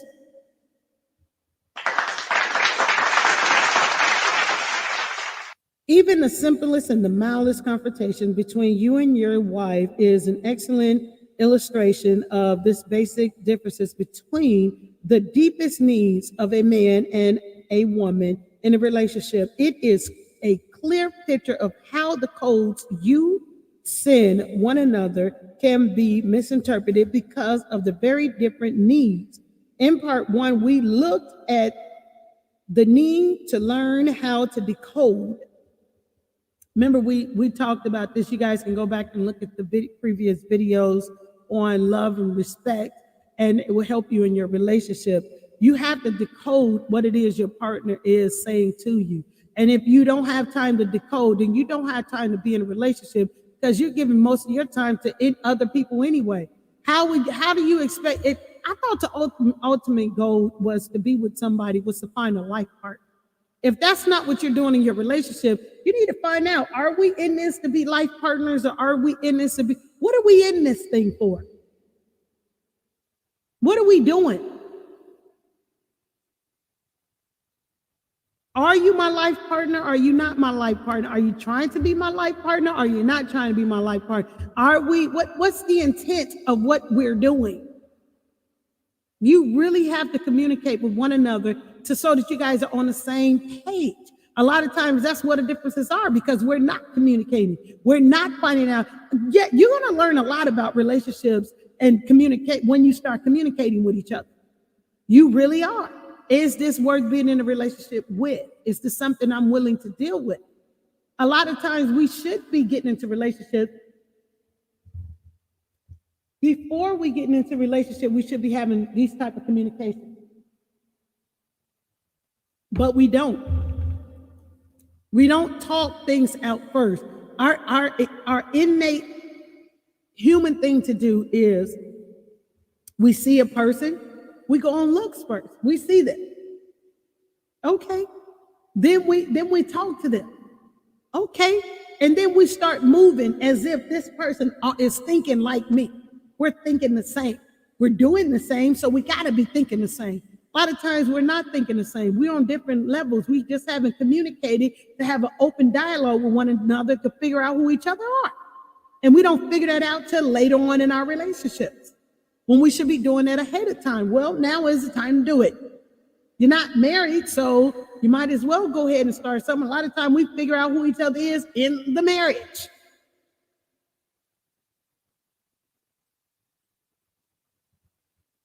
When your good-willed wife appeared negative and offensive, she is crying out for couple, couple. At such moments, your feelings may tell you she's just being typical and disrespectful. Take it by faith. However, what she really wants is to connect. She wants your love. In a relationship, that is the basics of everything. We're trying to connect. We're trying to connect by holding hands. We're trying to connect by kissing. We're trying to connect by having sexual intercourse. We're trying to connect by communicating. We're trying to connect by eating together.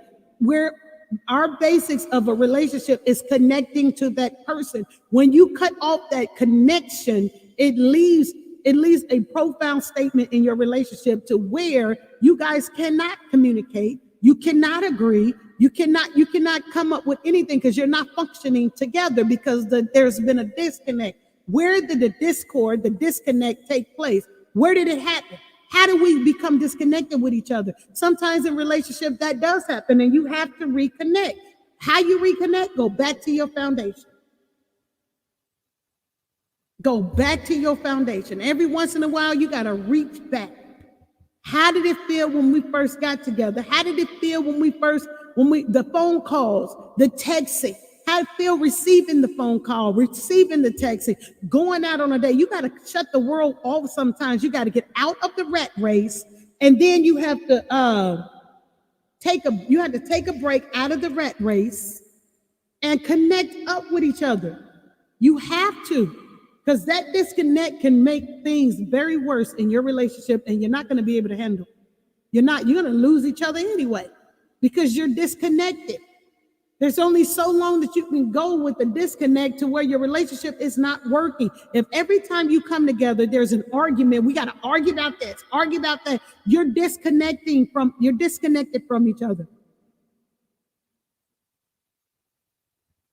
If every time I look at you and I'm looking at you and I'm looking at you and hate and anger and this and that and the other, it's not good.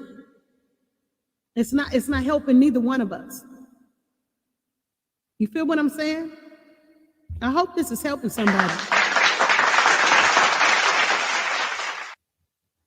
This husband wouldn't believe me until one couple who came to me for counseling had the very problem I'm speaking of. She had been confronting him and he felt suffocated, frustrated with her controlling attitude and seeming lack of respect for him. I told the husband, "Sir, your wife is confronting you to connect." "No," he answered quickly. "She tries to control me." I turned to the wife and asked, "Are you really confronting him to try to control him?" "Of course not," she replied. It's just what you said. I'm trying to connect with him." I turned back to the husband. "You see?" He did not see. He insisted she's a controlling person. In that session of several others, the husband would not let go of his interpretation of his wife confronting ways. He was convinced.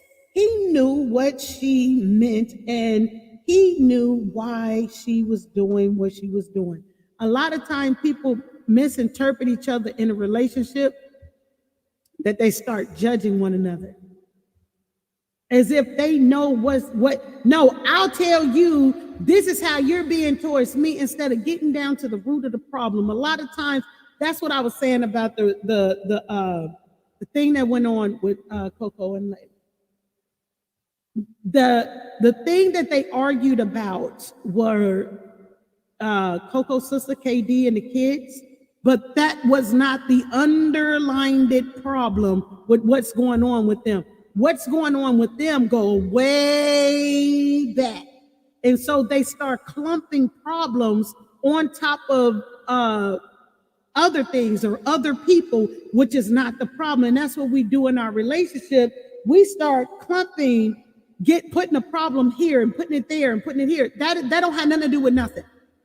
That doesn't have anything to do with nothing. That's the surface. That's the surface problem. That's not the underlying problem as to what's really going on in the relationship. That has nothing to do with none of that.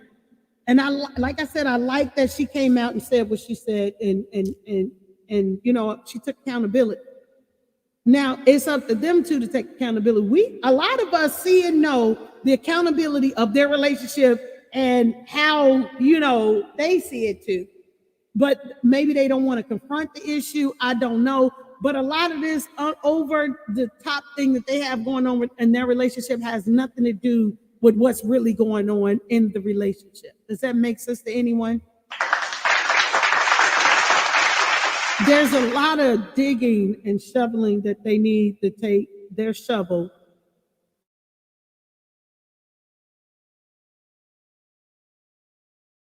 as to what's going on. It's not a person. This is between them two. This don't have nothing to do with this party or that party or that party or that party. It's an underlying issue that has to do with them two in the relationship that they established. They're the two that's in the relationship. It's like you're the two that's in your relationship that's going through what you're going through in your relationship. You are. Me and my husband is the root of the problem of what goes on in our relationship. There is no perfect relationship, but where are you at in relating in your relationship? Where are you? He had received her code, translated it, and thought he understood the message. She is a controlling person. Obviously, he was wrong. But at that point, he wasn't willing to try to decode his wife more accurately. As it so happened, they later attended one of our love and respect conferences and sent me a note afterward. We are now a love and respect couple. We realized that we misinterpreted the codes we received, and when we try to communicate what we feel, it can come across in different ways than we intended. This couple got it, particularly the husband.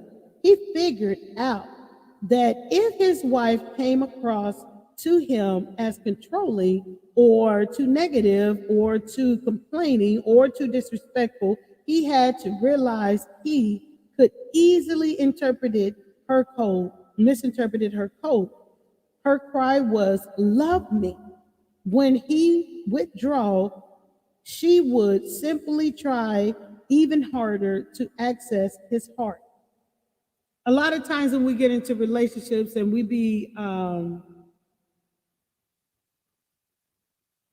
get into a disagreement or argument or whatever, the first thing the other person do is be like, "I'm sorry, it'll never happen again," and such and such and such. Then it happens again. So that's how the domestic violence, the abuse happens. Calling each other names and doing this and doing that, right? You come in and say you apologize again. Then the next time it happens again. It just keeps happening and keep happening and keep happening and keep happening. So you're not trying to change. The focus is try to change what you're doing. Look at yourself. Look at yourself in the mirror. Mirror what you're doing. Look at what you're doing in the mirror. Is the way that you're treating your partner the way that you want someone to treat you or your partner to treat you? How do you want your partner to treat you? Then start treating your partner as such. So if you're treating your partner with hate, you're telling your partner, I hate you, but I want to have sex with you. What? We work on our emotions. If a feminine person is upset, you're not going to get the same reaction as you would in contemplating your relationship at that time. You're not going to get that. You're going to get, "Here, take this," or it's not going to be right. When you have those intimate times with each other, you want it to be pleasurable. You want to enjoy each other. You for me, me for you. That's what you want. You're not getting that in your relationship because there is something wrong with one or the both of you in your relationship. Check in with your partner and find out how you guys are doing. Check in. Even when things are going good, how are we? Is there something we need to work on? Is something I need to work on? If there's something they need to work on, you need to share that. You need to. If you can't communicate with your partner, who can you communicate with?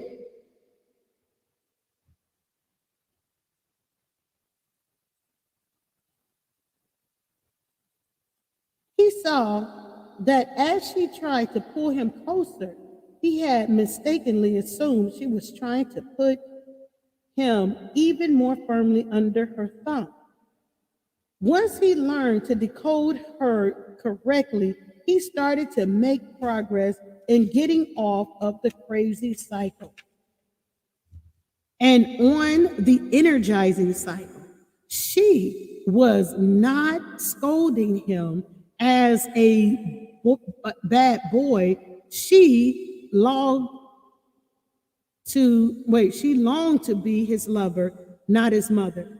In relationship, that's another thing that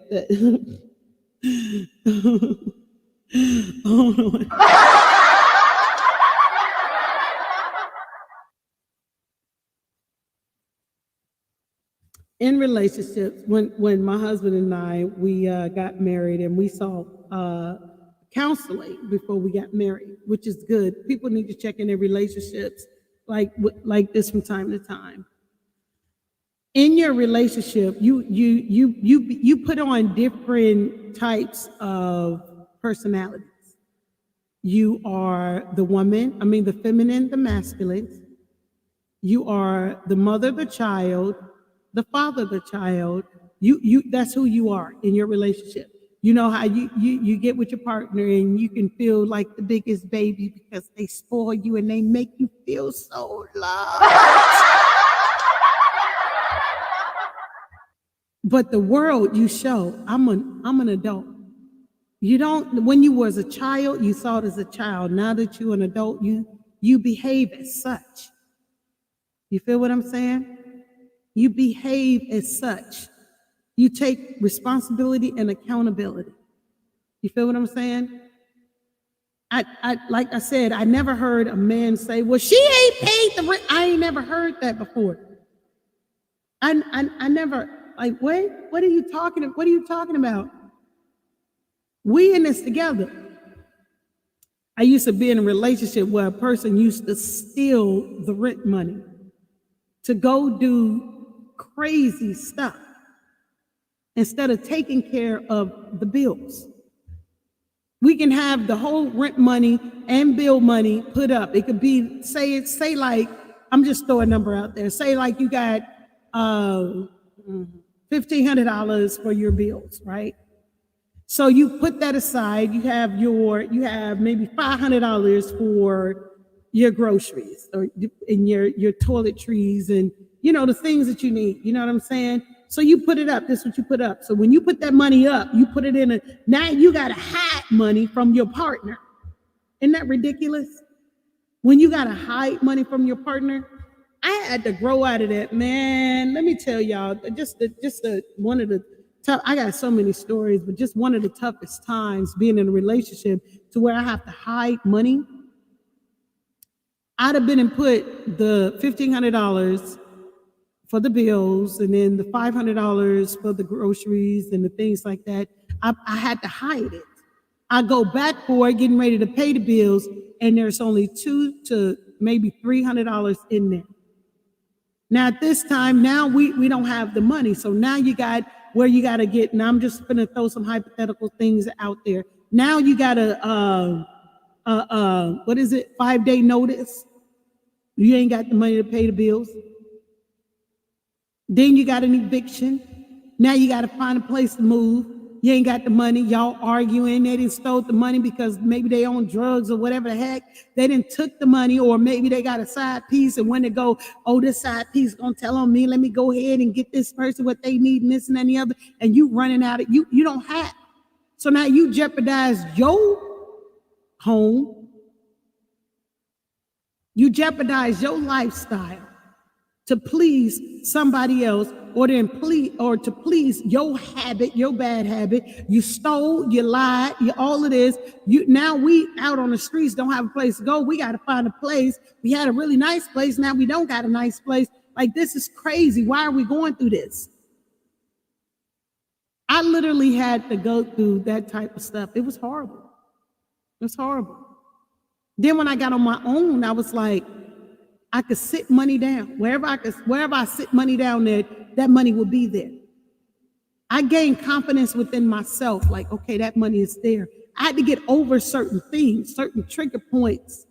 And even when I got with my husband, like, I could literally lay money down.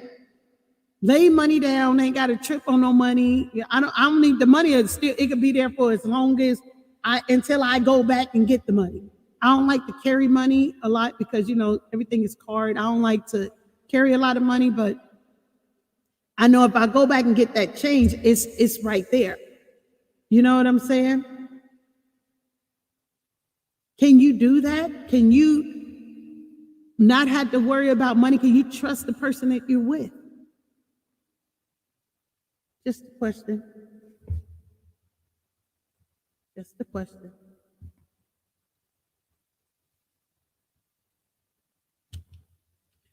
Learn to trust your instruments. Vertigo is defined as a sensation of dizziness and the feeling that you are being whirled about in your environment. The term vertigo is sometimes used when training people to fly, especially when they learn to fly on instruments without being able to see where they're going. unless a pilot. Learning to pay attention to his instruments, he will feel as if he is being whirled about, quickly get disoriented and crash. He learns that if his instrument panel tells him he's upside down, even if he feels he's right side up, he should listen to the instrument panel and turn the plane right side up, no matter how he feels. The instrument panel is not tampered by feelings, nor is it blinded by an impassionable bank of clouds or fog developing in a plane. In short, the instrument panel cannot be fooled, and it does not lie. As we go through all of the secrets of couple, COUPLE, and the various aspects of connectivity, I want you to treat the following 6 short chapters as an instrument panel. Don't always let what you see, hear, and seems to feel determine how you will interpret the situation. A lot of times we be in situations, in our situation, a lot of times in our relationships, we think we know it. We think we got it. We think everything's all right. But that other person is left feeling an emptiness. They're left feeling sad. A lot of times in relationship, your partner could be laying or sitting right next to you and tears, and you have no idea because you're happy-go-lucky. You got everything that you wanted out of the relationship. But yet you forgot to check in with your partner. Selfish. We be selfish towards each other and don't even know it. We don't communicate like, I'm feeling this type of way. I'm feeling empty, or I'm feeling left out, or I'm feeling unloved, or we don't communicate that. Why? Why don't we tell each other how we feel? And when we do, why we don't listen to the person that's telling us how they feel? Why can't we grasp that? Why can't we accept this is how they're feeling? Why can't we try to make it better? This is how I feel, and I don't like it, and I'm just trying to tell you, and you don't want to listen to me. Why can't we literally hear what they're saying to us? If they've taken time to get the thought, to form the words, to express it to us, why can't we take it for face value as to what it is? Why we got to put a spin on it and tell them, nope, that is not how you feel. This is how you feel. Why we got to do that instead of accepting how our partners are telling us how they are feeling? Why can't we just accept that? What's so difficult about that? Because we don't want to hear the truth. We don't want to hear the truth that we made someone feel this way. Well, accept it. This is how you made this person feel. Now, how can you make this person feel better?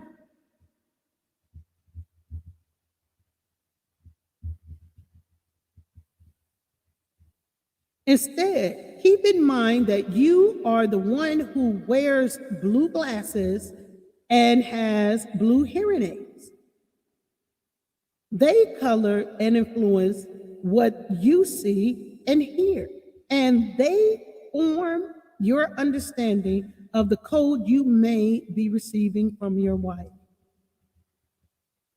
You may think maybe some men's wives are trying to connect with them, but not mine. She is trying to control me. Why does everybody listen? When you're in a relationship with somebody, this is the ultimate thing you need to think about. I'm not here to hurt you. I'm here to love you. I'm not here to take from you. I'm here to give to you. I'm not here to disappoint you. I'm here to uplift you. I'm not here to discourage you. I'm here to encourage you. Why can't we speak words of affirmation into our relationship, what we want and how we want it, until we get it, until we're doing those things in which we speak. I did a short yesterday, and it says, the things in which you sing are really real. You be careful what you sing into your life. Be careful what you speak into your life. So I with the purse that my husband just purchased me, I opened up the purse and I sung into the purse. Money, money, money, money. Money. That's what I want. Good health and abundance. That's what I want. For me and my honey. That's what I want. So I sung it into fruition. These are the things that I want. I want us to be financially stable. I want us to have good health. I want us to have it together. I want us to be happy, joyful. Speak those things into your relationship. You speak everything else bad, why don't you just reverse it? Instead of speaking bad, speak the good. Maybe it's not here right now, but it will be there. The more you speak it, the more you walk in it, the more you operate in it. You have to set all that aside. You have to trust your instrument panel, which is labeled COUPLE, couple. You are in this together. Do this and you won't get disoriented or dizzy. Sure signs of crazy cycle. Instead, you will energize your wife. COUPLE is based on foundational biblical passages related to husbands and marriage. You cannot go wrong trusting and obeying God's revelation. You will learn how to show love in your tone, words, and face, even in the middle of a conflict that would normally send you into some state of stonewalling or irritation, and you will see her melt. Trust me, the energizing cycle is truly powerful when you trust your instrument panel. Let me tell you something. Try this. If ever you guys get into a disagreement, stop. Be slow to speak, but quick to hear. So if your partner is saying something to you, you never listen to me. You never, oh my God, I can't, and we always, be quiet. Oh, my partner is saying I'm not listening. Say this. I hear what you're saying. Now I just want to try to understand why you're saying it. I hear what you're saying. Now I just need clarity. I need to understand. I hear you. Now I want to understand you. It is important to me that I understand you. I'm in love with you. And I want to see you happy. I don't want to see you like this. I don't want to see you sad like this. I don't want to see this. I don't want you to feel this way because I'm in love with you. I don't want to see you hurting like this. Start speaking those words. It's going to take time because y'all used to throwing daggers at each other. This time, why don't you just relax? The fact is, y'all in a relationship together, so try to work on that relationship that you guys are in. Point blank, period.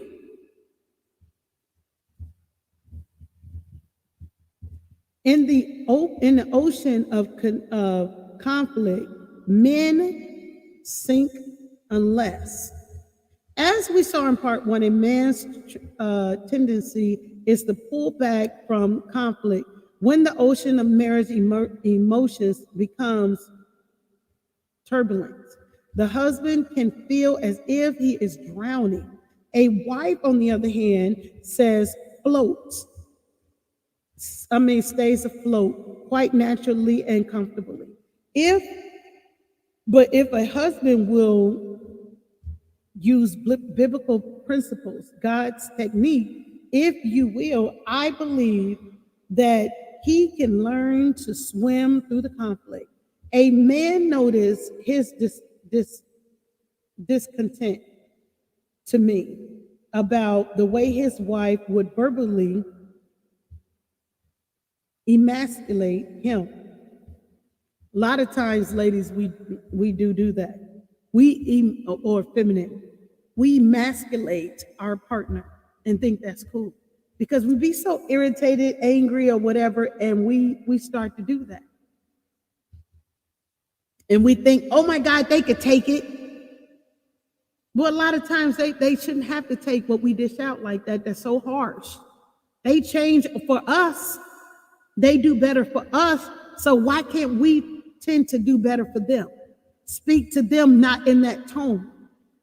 If they're not speaking to us, why are we doing it to them? All the time we want to think masculine person is the person that's doing the abuse. Maybe it isn't. Maybe it's the feminine that's doing it. Maybe what we're doing is wrong. Maybe how we're speaking is wrong. Maybe how we're moving is wrong. Why are we so quick to put the masculine person to change up everything, but we don't want to change? We don't want to take accountability. We want to let it be, oh, we perfect, we got it together. This is how the relationship go. Not.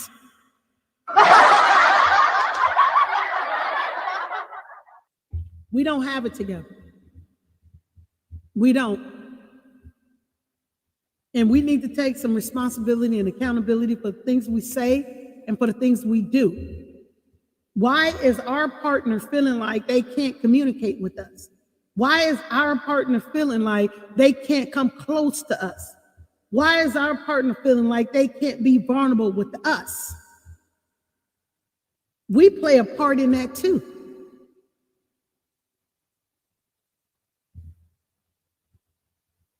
He was a man's man, blue to the core. His tendency during her flare-ups was a stonewall which sent her through the roof. I coached him to approach her differently, to discover the benevolent power of processing over the spirit of his wife, a powerful every woman readily defers to when loved. He reported back to me his shock when he tried what I suggested. As usual, she became disgruntled and vexed with him about something trivial. He stopped her and said gently, but firmly, look, you can continue to emasculate me, and you can join me on the couch where we can sit down and pray over this. A lot of times we can't even come to the comfortability or the surety to say, look, can I talk to you for a moment? There's some things that's been bothering me on my mind, and I really need to get this out with you. Every time I try to talk to you, it doesn't seem like we get anywhere with it. So can I just speak without you interrupting me? See, you're interrupting me again. I knew I'd never be able to talk to you, this and that. No. Say, okay, I tell you what, let's try to do something different. Let's pull out this timer, since we keep interrupting each other because we both have some things we want to get out. We didn't realize that we had these things to get out, but we need to be able to talk to each other so we can come with an understanding. So this timer, I bought this timer. This is going to give me a certain amount of time to talk. After I'm done talking, you can say what you want to say. And in between time, here's some paper and a pen. In case you forget the things that you want to say, write them down. Then when it's your turn, you can confront me. We can put the timer on you. And we can go back and forth like that until we get it together, till we learn how to not interrupt each other so we can hear and take in what each other is saying so we can fix it. because us talking over each other and going back and forth with each other, it's not working. I'm stumbling over you, you stumbling over me, and we still have lack of understanding, and we still arguing about it the next day. And I don't want to argue with you no more. I don't want to argue with you anymore. I don't want to go to sleep in the other room and you're in here. I don't want to do that. I don't want to leave and go to my partner's house and go sleep over there or go cheat on you. I don't want to do that. I want to talk to you. I want us to work out. I want this to be better between us. How can we do this? So can we use this timer? I know it's going to be some things that I say to you that you're not going to agree with, that you're not going to like. I know it's going to be some things you're going to say to me that I'm not going to agree with, that I'm not going to like. I'm not. But we have to do this if we want to be together as a couple. If not, then we might want to think about not being together because we can't communicate with one another. And being in a relationship, we got to be able to relate to one another, and we're not doing that. Does that make sense to anyone?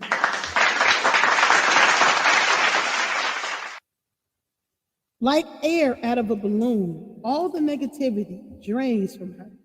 She stopped her ranting, turned, headed for the couch, sat down, bowed her head, and put her hand out for him to hold. A lot of times that's what it takes. When you're going through the most complicated time in your relationship, sometimes it's just better just to be quiet. Shut up. Drink some water is what we used to call it. When you feel like you want to say something, go drink some water. Shut up. Sometimes just be in the room with each other. A lot of people don't know time is precious. And just to be in the presence of you, the very essence of you, your partner just wants that. They don't need to hear you talk all the time. They just want to be in the presence of you. The energy of you. You're beautiful. You're handsome. You're special. This person is in love with you. You don't have to say something all the time. You don't have to fill the space with words all the time. Finding words, negative words, ugly words. You don't have to do that all the time. Sometimes being in the presence and just being. That's what I was saying about when I went to my daughter's graduation for what she's studying. And the young lady said, "My name is," and they said, "You have to say something that describes who you are." She said, "My name is, and I am." What a powerful statement in 2 words. I am. Meaning I am in the moment. I am that I am. I just am. So a lot of times when you're in relationships, all your partner just want is you. I don't know when was the last time you all felt kinetic energy from someone? I feel it from my husband.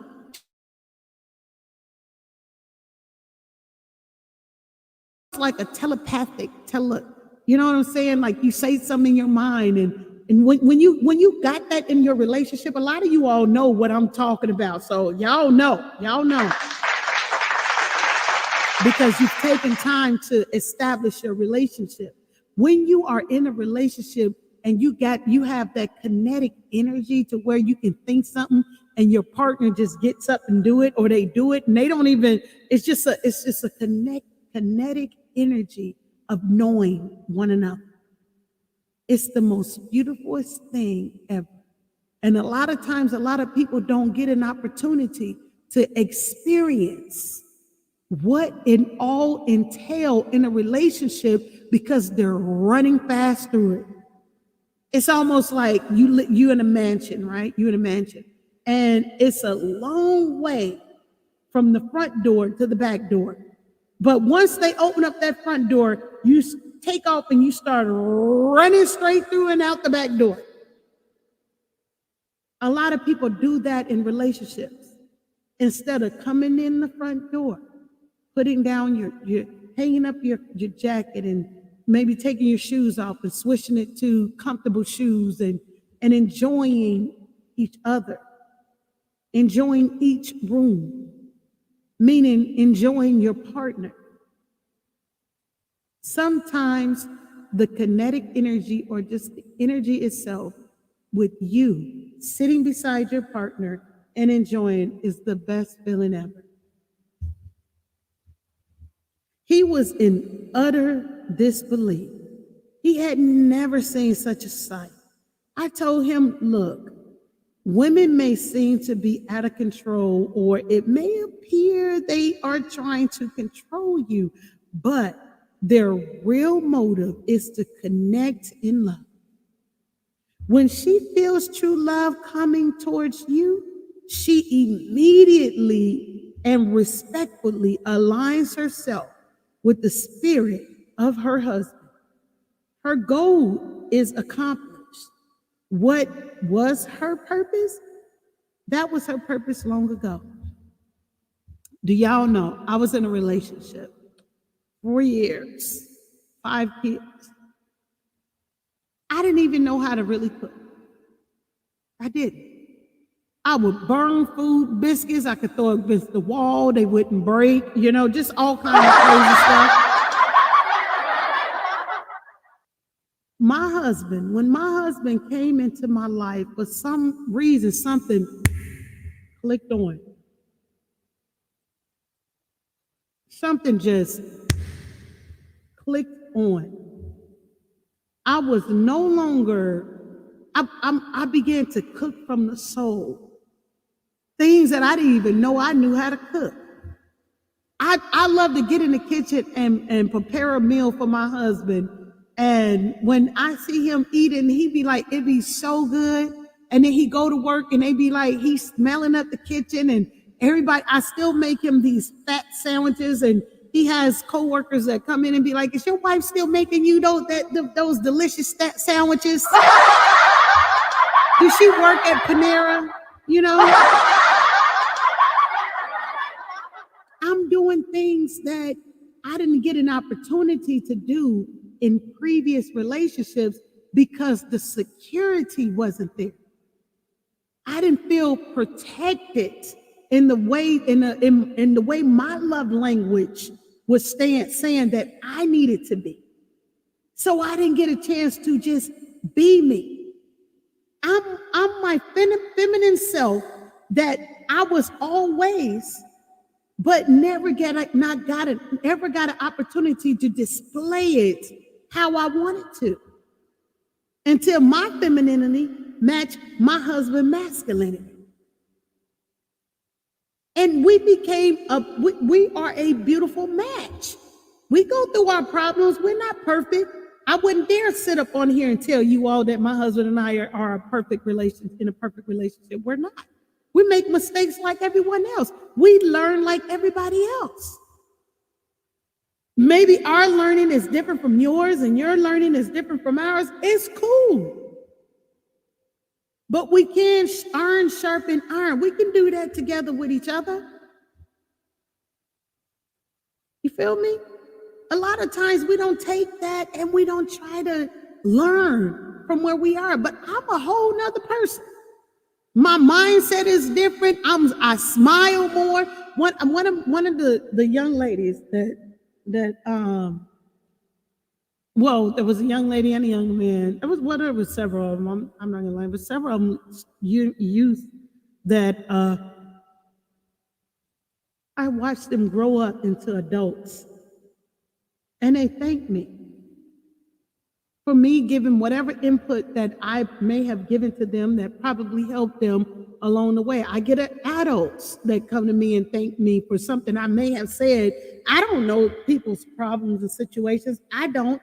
I go on my feelings, my emotions, my discerning spirit. So if I've said something to touch you that you can relate to, I'm literally just being me. This is stuff just as I'm talking to you, it's coming to me and I'm just saying. Now, if there's something that you can relate to that makes a difference in your life, I'm very happy that God said, hey, Debbie, go online and talk to the people, and maybe it's something you need. Because I told you guys yesterday I didn't come on. I didn't know what the heck was going on, and it was just too much. I didn't want to get triggered. I didn't know how many people were getting triggered. I said, you know, I'm gonna come on here and I'm gonna help some people because I don't know who got triggered. You feel what I'm saying? I don't know. So if I'm saying something to help you, I'm very grateful. I thank God that God allowed me to say something to help you. But I'm helping myself too. It makes me feel good. It helps me to feel good to know that I've helped somebody and relate. I love love. I love love. You don't love love? What's wrong with you? But I do. I love love. And if we can sharpen each other with love and help each other out so that your relationship is better, and maybe you can help the next person who might come across you in your relationship, that you can help them or something. I don't know. It's a domino effect. I'm going to get a blessing because I was obedient to say what I said. You're going to get a blessing because you're obedient to say what you said. It's just a domino effect. There is no perfect relationship out here, y'all. Y'all know that. But we can learn from each other. This husband saw my point. He admired that trying my suggestions went against his natural grain. But when he saw the results, he became a believer. He had learned to trust his instrument panel. For example, to love her doesn't mean becoming pink.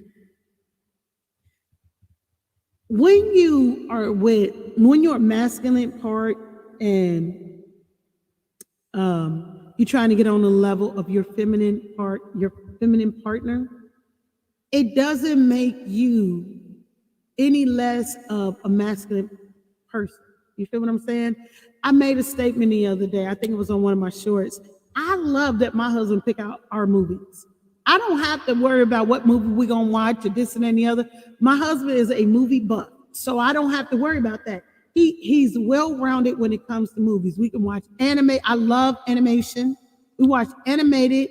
He finds me love stories, fighting movies. We do all of this together.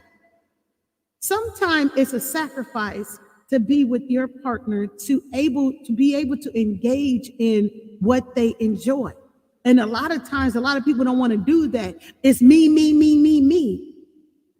Why I got to be you all the time? How you in a relationship but not make no sacrifice to be able to share? Why are you so honoring, stubborn, selfish? All the things that are not supposed to be in a relationship, you're all of that. Trying to be in a relationship. That don't make sense. Note that when I ask you to trust your instrumental panel and pursue a course of love with your wife, I am not calling you to become a woman. We make a huge mistake in the church, particularly amongst evangelical.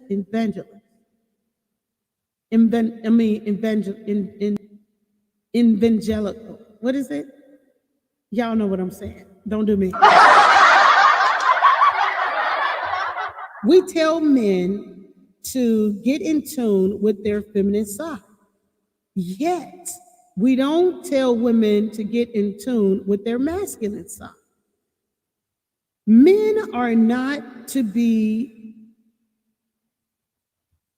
effeminated.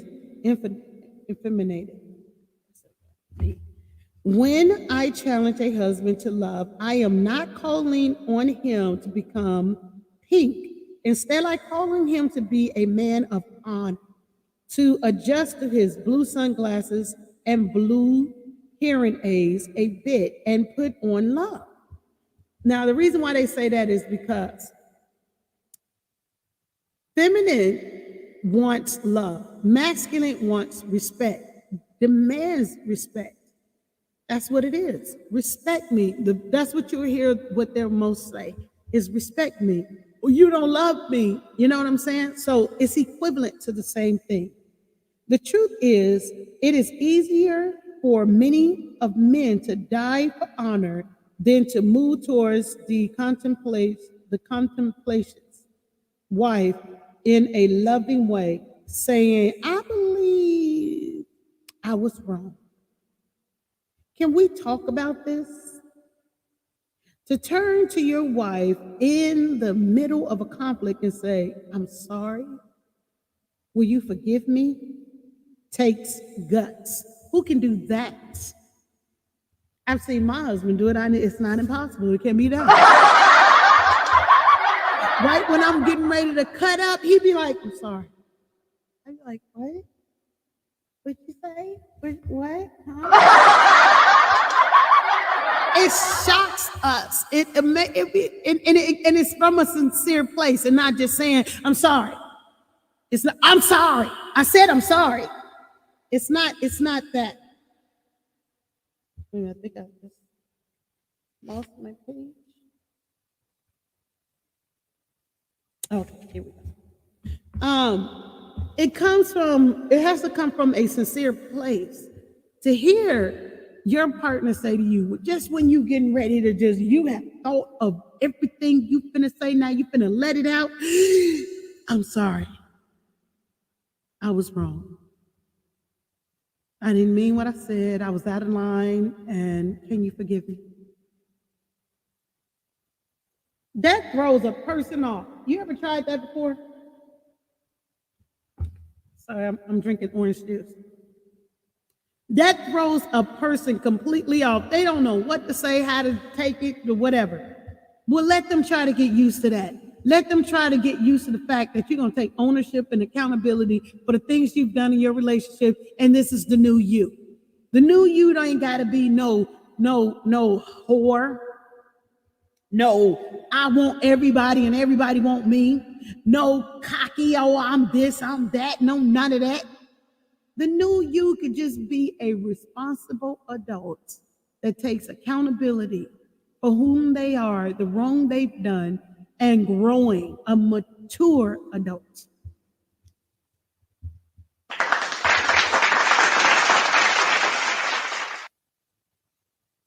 I know because I have been there.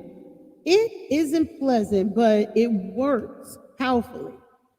Over time, it becomes easier, but it is never natural. Even so, this response gives you the power to drain the negativity out of your wife in conflict after conflict. And the best part of it is that the male who tends to see and hear life through blue will touch your pink wife in the tender and loving way she desires. Some wives simply melt. It's true, I just told y'all that I did. Others warm up considerably. That is true too as well.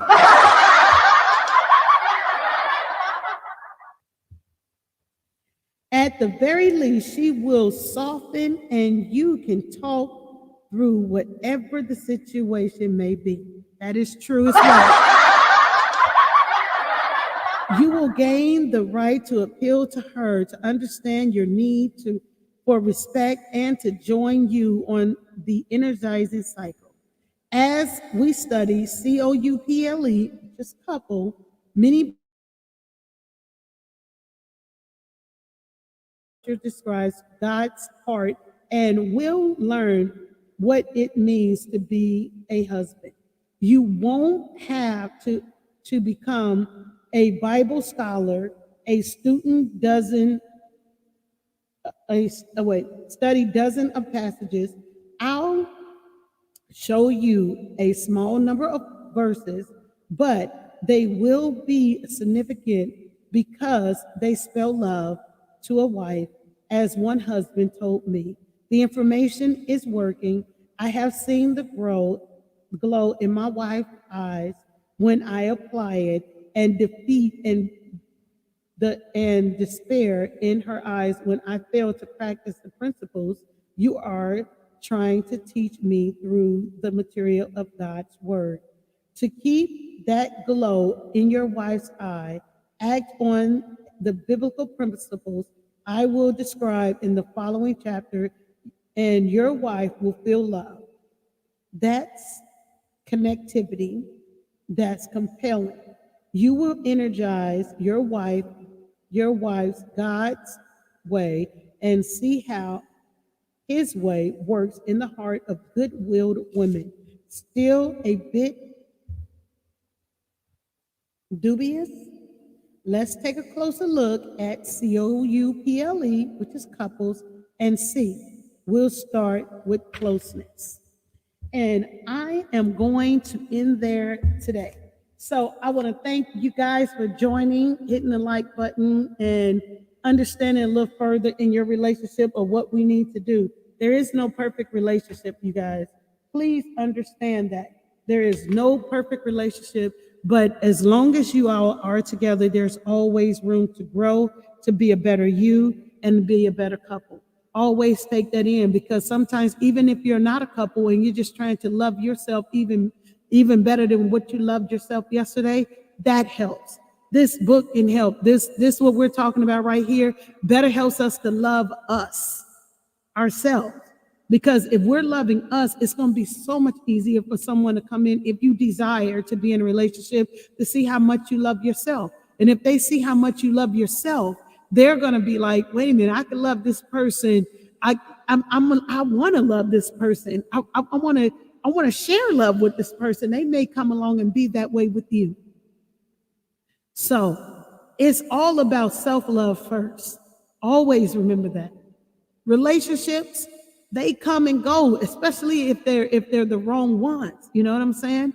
But once you find love within yourself and you continue to love yourself, people will see the growth in you and desire to be around you, desire to love you.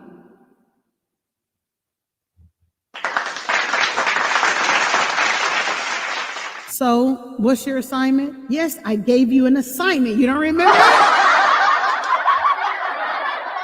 Before you lay your head down today, try to think of at least one thing that you may have learned about yourself today. And reward yourself. Congratulate you for still being able to learn. A lot of people get stagnated and they feel they can't nobody teach an old dog new tricks. I know it all. Every day we wake up to another breath to breathe. There's still room for us to learn something new. Still room. What I learned today, I thoroughly enjoy what Coco's sister Katie said. Katie, that's her name. She said, I was just in my mothering stage. And even though she said I had a couple of drinks, but she said I was in my mothering stage and I just took a break. I just needed a nudge. That little nudge would have woke me up and been like, oh, okay, now I snap out of it. Sometimes we need that snap out. And I applaud her for that. Sometimes we need that snap out. Somebody got to snap us out and bring us back to where we just snapped out, went on a little mini vacay. And ain't nothing wrong with that. But when you have people around you that love you, that want to see you win, succeed, and do great, they gonna help you snap out of it. And we just have to own that, take accountability.